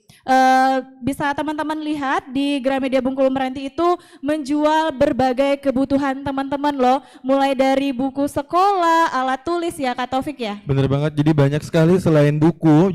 Jadi teman-teman jangan berpikir mindsetnya kalau Gramedia itu hanya menjual buku-buku bacaan serta alat tulis Mbak ya. Jadi banyak sekali selain buku bacaan novel, kemudian ada alat tulis, kemudian juga ada namanya alat musik, terus ada alat IT, kemudian juga ada produk-produk counter yang pastinya unik-unik Mbak ya. Udah ada produk Konsina, Kaliber, sama banyak lagi ada MG Sport juga ada. Iya, jadi masih banyak barang-barang di Gramedia itu bukan cuman buku saja. Jadi jangan patokannya Gramedia itu menjual buku-buku. Jadi kalau seandainya mau cari buku ke Gramet, ternyata Gramedia itu menjual seluruh kebutuhan kita. Kalau seandainya kita mau cari baju di Gramedia juga ada baju. Kalau mau cari sepatu juga ada sepatu ya Bener Kak banget ya? nih, jadi buat teman-teman yang suka hiking ataupun yang suka trekking nih, traveling tentunya, kita juga menjual produk dari Konsina Mbak ya. Iya. Terus juga ada dari Kaliber, terus juga ada dari Eversack juga ada. Jadi buat teman-teman jangan berpikir kalau Gramedia hanya menjual buku sama alat tulis. Terus kita juga menjual interior rumah loh Kak, seperti kayak pajangan foto, terus ada dekorasi ya. juga ada, super lengkap sekali. Terus kita juga ada mainan anak-anak juga ya Kak. Terus kita juga ada untuk religinya kita juga jual buku-buku religi. Terus ada Al-Quran juga ya, ada Al-Quran, semuanya lengkap mulai dari alat sekolah sampai kebutuhan rumah juga ada. Terus promo-promo yang berlaku di bulan November ini, mumpung awal bulan, teman-teman langsung aja serbu promo menariknya di Gramedia. Kak Taufik bisa jelasin promo apa aja nih Kak? Oke, untuk promo yang ada di bulan November ini, yaitu Gramedia Holiday Season lebih dekat bersama Gramedia, itu juga ada untuk promo-promonya banyak sekali teman-teman ya. Itu ada promo untuk boneka Cookie Cup Plus, itu senilai diskon 40% nih Mbak JJ. Jadi untuk periodenya tersendiri dari tanggal 1 November hingga 7 Januari 2024. Kemudian juga ada untuk produk klik. Jadi buat teman-teman untuk produk klik itu sendiri banyak sekali. Itu ada USB charger, kemudian juga ada stand holder, terus ada AirPods, juga ada handset. Itu buy one get one nih. Untuk syarat ketentuannya itu harga yang dibayar untuk harga item yang tertinggi. Jadi teman-teman misalnya beli USB chargernya di harga 54.000. Kemudian teman-teman beli stand holder di harga 20.000. Jadi teman-teman cukup bayar di harga 54.000 aja, yang untuk gratisnya itu install dan di harga terendahnya. Kemudian juga ada promo untuk super best price untuk printer Canon. Jadi buat teman-teman yang pengen beli printer juga bisa datang ke Gramedia Bengkulu Meranti. Karena untuk salah satu contohnya itu ada Pixma G3010. Itu dari harga 2.749.000 jadi 2.337.000. Dan masih banyak printer-printer tipe Canon yang lain itu banyak sekali cashback-cashbacknya. Kemudian juga ada super best price juga untuk produk-produk laptop dari Acer, Asus, HP, Lenovo, sama Axio. Itu ada berupa diskon up to 1,2 juta. Kemudian juga ada diskon untuk buku untuk semua, itu untuk periodenya dari tanggal 1 hingga tanggal 15 November 2023. Diskon up to 15%. Ini untuk diskonnya 15% dengan minimal transaksi 150.000 untuk seluruh buku terbitan Gramedia. Kemudian juga ada Mushaf Komik, itu diskon 20% dengan minimal transaksi 150.000 untuk periodenya dari tanggal 1 hingga 15 November 2023. Kemudian juga ada diskon 15% khusus kartu pelajar nih. Kalau untuk kartu mahasiswa belum bisa. Jadi ini untuk promonya hanya teman-teman pelajar untuk anak-anak SMA, SMP, dan SD. Itu ada diskon sebesar 15%.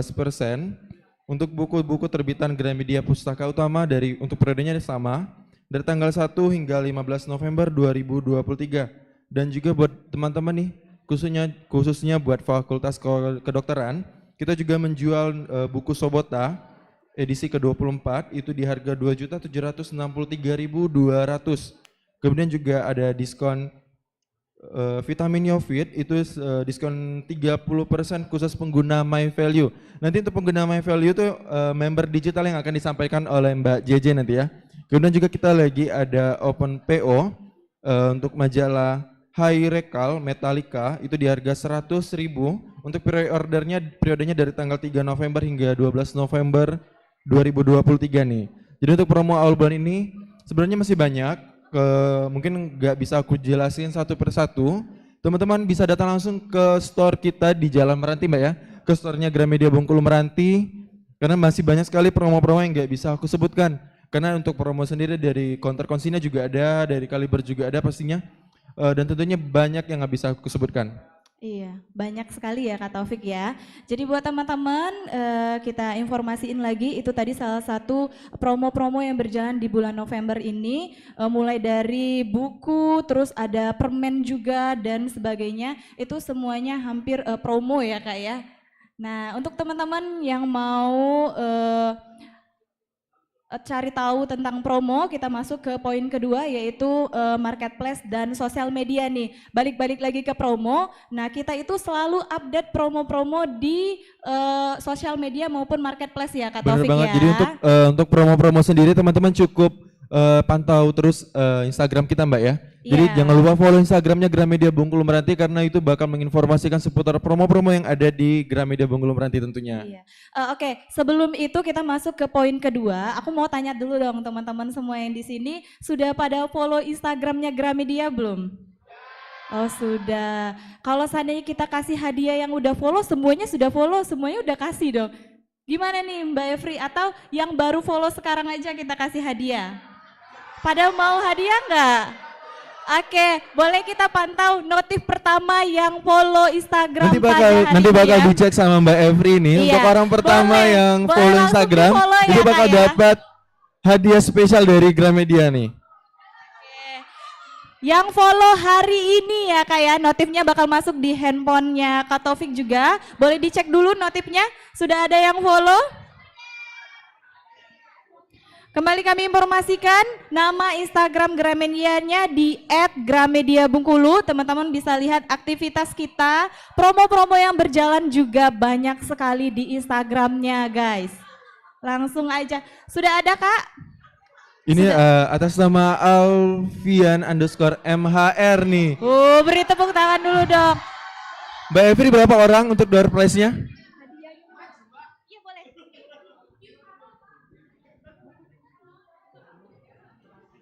Kemudian juga untuk Syarko, ada nggak?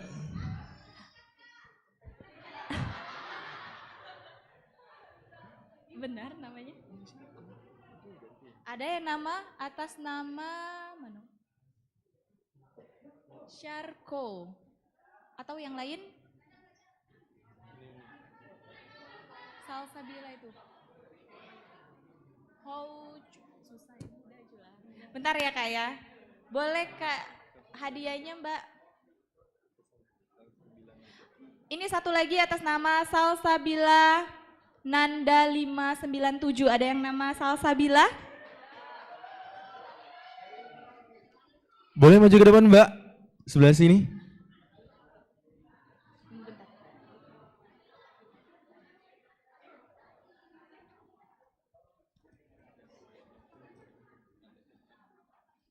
Oke, ini ada hadiah dari Gramedia ya Kak. Thank you. Mbak Evri boleh dokumentasi?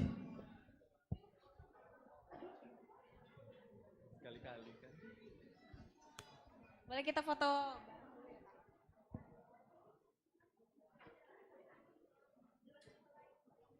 Oke, boleh duduk lagi Kak. Oke, itu tadi Instagramnya Gramedia Bengkulu Meranti ya Kak ya. Terus kita ada sosial media TikTok nih. Siapa teman-teman yang hobi main TikTok? Itu TikToknya di @Gramedia Bengkulu ya Kak ya. Benar banget nih. Jadi Nama buat teman-teman, TikToknya kalau di Gramedia itu @Gramedia enggak hanya Bengkulu. di Instagram, cuman juga ada TikTok nih Mbak. Jadi buat teman-teman bisa follow TikToknya Gramedia di @gramedia_Bengkulu Meranti. Oke, kali ini aku mau cari yang sudah follow TikTok Gramedia Bengkulu. Oke, maju Kak yang tunjuk tangan boleh.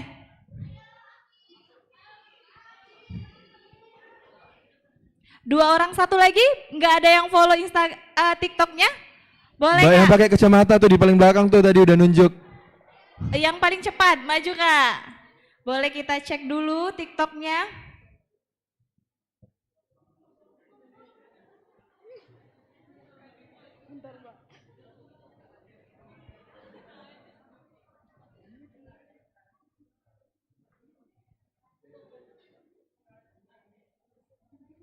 Oke, boleh tunjukin sama teman-temannya TikTok Gramedianya Kak. Oke, sudah follow ya.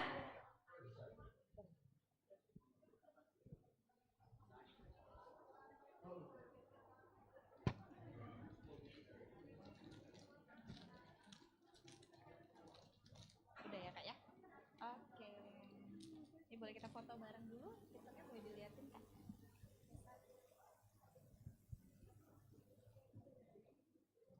Oke, terima kasih. Boleh duduk kembali, Kak. Oke, kita yang pertama itu ada Instagram, yang kedua itu ada TikTok. Jadi teman-teman bisa langsung lihat promo-promonya kita juga share di TikTok ya, Kak ya. Bener banget, nggak hanya TikTok, kita juga main Twitter nih teman-teman. Wow, luar biasa. Jadi untuk Gramedia sendiri tuh nggak kalah update nih. Jadi nggak hanya Instagram, nggak hanya TikTok, tapi Gramedia Bengkulu Meranti juga punya Twitter nih teman-teman. Kid zaman now itu ada yang mau, udah ada yang follow kayaknya Kak. Boleh maju Kak.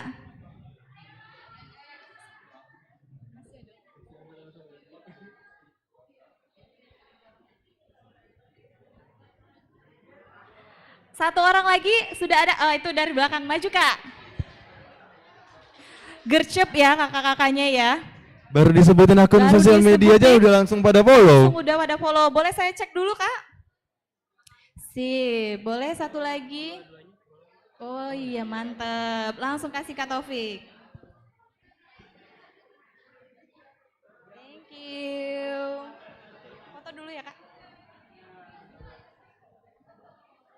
Yang ini Kak juga. Oke, terima kasih. Iya Kak. Udah follow juga. Coba boleh.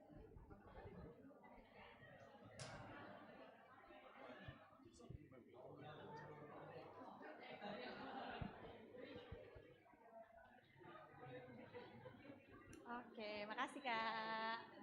Oke, itu tadi sudah sosial media, terus kita balik lagi ke marketplace ya Kak ya. Marketplace kita itu ada Shopee, ada Sebentar, Lazada. sebentar. Ini teman-temannya lucu banget ya, pada standby di handphone semua nih. Oh gitu. Pada Udah mau gercep, pada mau nge-follow sosial media marketplace nih. Kayaknya Oke, pada oke. pengen hadiah nih teman-teman ya. Kita balik lagi ke marketplace ya. Teman-teman sudah pasti sudah banyak yang belanja online ya. Aku tahu teman-teman semuanya sudah pada punya Shopee semua. Kak kasih tahu Kak, Shopee kita apa? Jadi kita punya marketplace, yaitu ada Shopee-nya itu Gramedia Authorized Bengkulu, dan untuk Lazadanya sendiri Gramedia Bengkulu Meranti nih Mbak. Iya. Kemudian juga kita ada gramedia.com, teman-teman juga bisa cari namanya Gramedia Bengkulu Meranti. Oke, aku bagian pengumuman hadiah ya. Jadi untuk teman-teman yang sudah follow Shopee-nya Gramedia, wow banyak banget Kak. Aduh, aku cuma ambil 2 orang. Kayaknya kita Kak. salah deh Mbak, apa namanya, suruh teman-teman untuk nge-follow, jadi kayak pada standby di handphone semua. Iya, aku cuma ambil 2 orang. Coba turun dulu dong Turun, Kak. kalau aku bilang angkat tangan ya. 1, 2, kemarin 2, aduh. Lagi sekali lagi. Sekali lagi ya Kak ya. 1, 2, belum 3. Mbak Jeje lihatin ya. Oke, aku pantau ya dari sini ya. 2 orang 1, tepat. 2. Konsentrat. Kalau yang kedua udah angkat tangan berarti di dis ya Mbak ya. Oke. 1, 2, 3. Semuanya cepat deh kayaknya. Yang belakang ya. Yang megang handphone tuh. Yang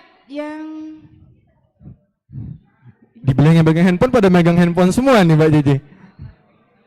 Oke deh, yang paling belakang Kak. Yang cowok yang paling belakang. Kayaknya, Ini yang milihnya Mbak Jojo ya, bukan aku. oke yang depan boleh. Ya. Yang belum nanti ya. Hadiahnya masih banyak kok Boleh teman-teman. saya cek. Waduh benar. Gramedia Authorized Bengkulu. Coba saya cek lagi Gramedia Authorized Bengkulu. Sip, langsung aja kita kasih hadiahnya. Terima kasih Kak. Boleh kita foto terlebih dahulu, Mbak Evri.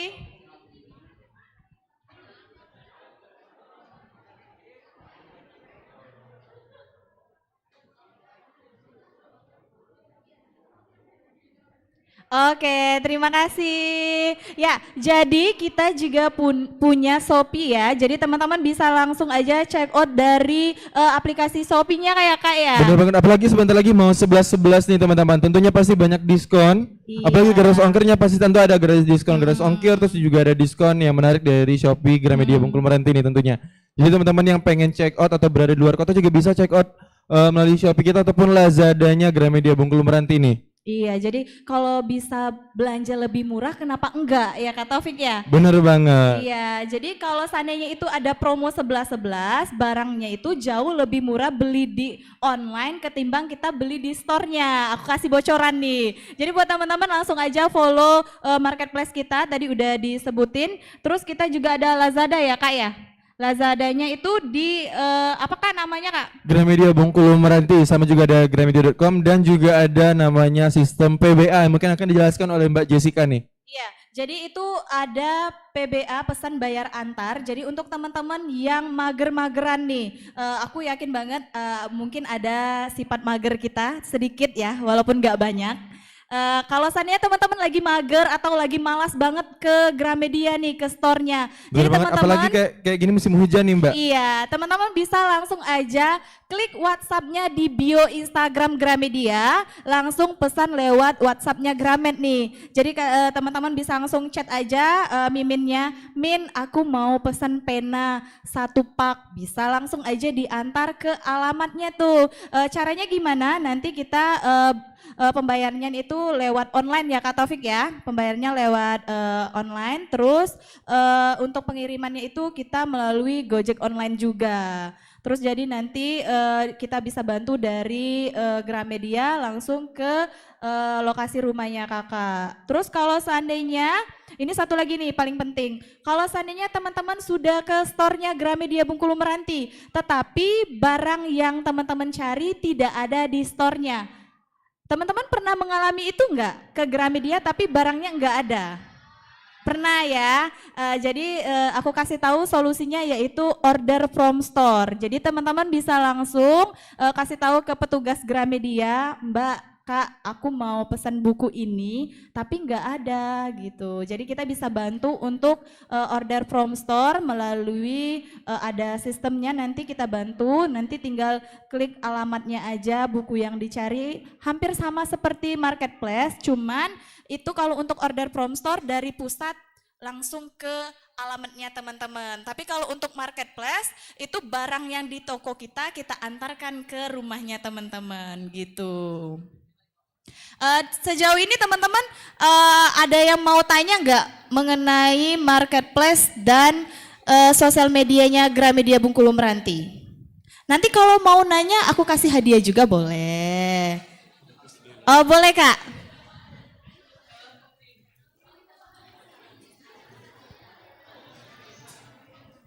Baik, terima kasih. Perkenalkan nama saya Aprilia Anggraini dari Pendidikan Bahasa Inggris. Saya mau nanya Kak, waktu itu saya pernah beli buku dan waktu saya mau bayar itu ditawarin sama apa ya katanya tuh my value. My value, benar banget. Nah itu sistemnya itu kayak gimana ya Kak kalau boleh tahu? Terima kasih.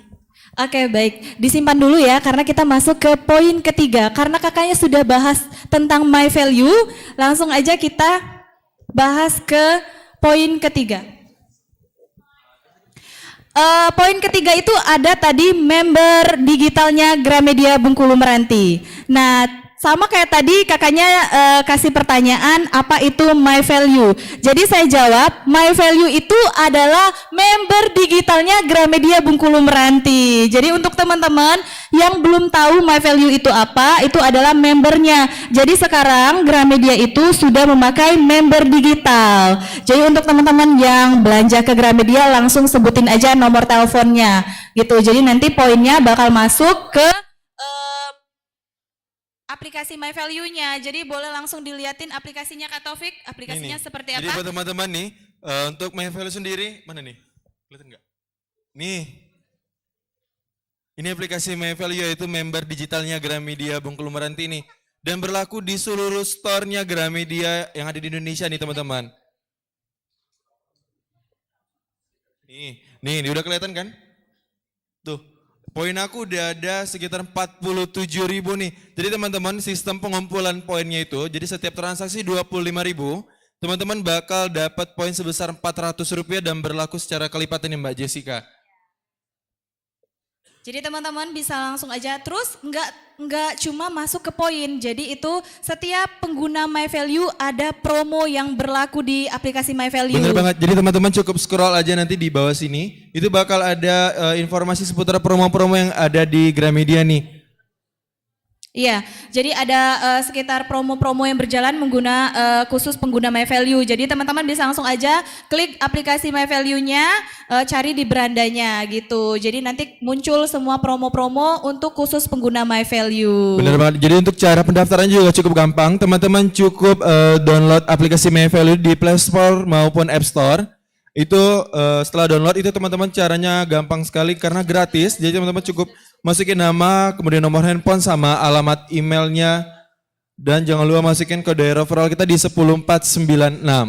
Iya, jadi cukup jelas ya Mbak ya pertanyaannya tadi, sambil kita bantu jawab untuk poin yang ketiga ya, itu member kita, member digital, aplikasinya namanya My Value, bisa Bener langsung banget. aja download di handphonenya teman-teman. Jika sudah download, teman-teman jangan lupa gunain untuk pembelanjaan buku terbitan Gramedia karena bakal dapat diskon 10% untuk pengguna pertama. Apalagi buat membernya gratis nih teman-teman. Udah gratis dapat pula promo diskon Mbak ya.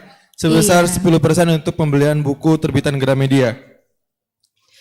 Mungkin kita sudah cukup banyak menjelaskan mengenai Gramedia. Boleh Kak?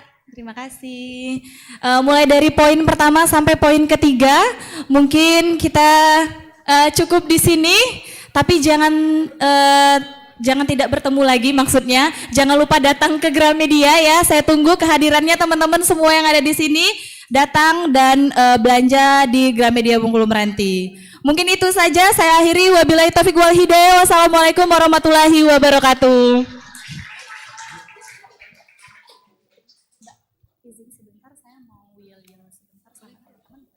Teman-teman aku minta waktunya sebentar untuk berdiri karena aku pengen yel-yel bareng-bareng dong bersama Gramedia, boleh nggak? Boleh ya. Nanti yang semangat saya kasih hadiah deh biar semangat. Bisa ya Kak Taufik ya? Oke, saya kasih aba-abanya ya. Jadi nanti teman-teman boleh berdiri sejenak teman-teman. Kalau seandainya saya bilang Gramedia, Innovation, Transforce, and Ready to be One. Ready, teman-teman cuma jawab ready, go, oke? Jadi nanti kalau Mbak Jessica-nya bilang Gramedia, Innovation, Transform, and Ready to be One, teman-teman cukup jawab ready, go. Bisa ya? Ready, go, oke. Yang Mbak Evri boleh pantau teman-teman yang semangat ya, kita kasih hadiah. Oke, mulai. Gramedia. Bentar. Udah? Gramedia, Innovation, Transform, and Ready to be One. Ready, go! Oke, terima kasih banyak teman-teman.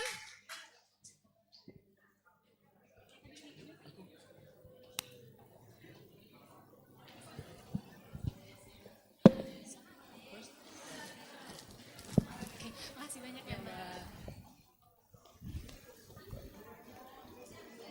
Okay, thank you so much to Gramedia for the sharing session. And congratulations for those of you who got the merchandise from Gramedia. Yes, of course. I'm so happy for you guys who got the merchandise from Gramedia. And we have what next, Mr. Luffy? So now we're moving to the next agenda. As the appreciation, we would love to invite Head of UPT Bahasa, University of Bengkulu, Dr. Wisma Yunita, MPD, to give certificate of appreciation to our keynote speaker, Dr. John Raymond Baker, and Merson for our moderator, Miss Yurike Nadia Rahmat. Please welcome Dr. Wisma Yunita, MPD, Dr. John Raymond Baker, and also Miss Yurike to come to the stage. So for the committee, please to prepare the appreciation of certificate.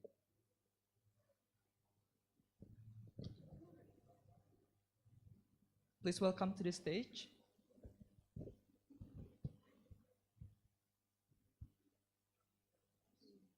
So for the first, we will having a certificate appreciations to Mr. Dr. John Raymond Baker. Please give the applause, guys, for our keynote speaker.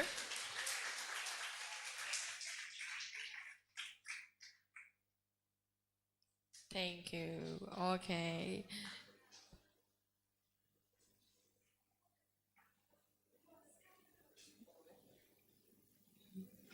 Okay, next we will have a march for our extraordinary moderator for today's sessions. Please give applause, guys. All right. All right, thank you so much to Dr. Wisma MPD for helping us to give the certificate and appreciations for our keynote speaker and our moderator for today's sessions.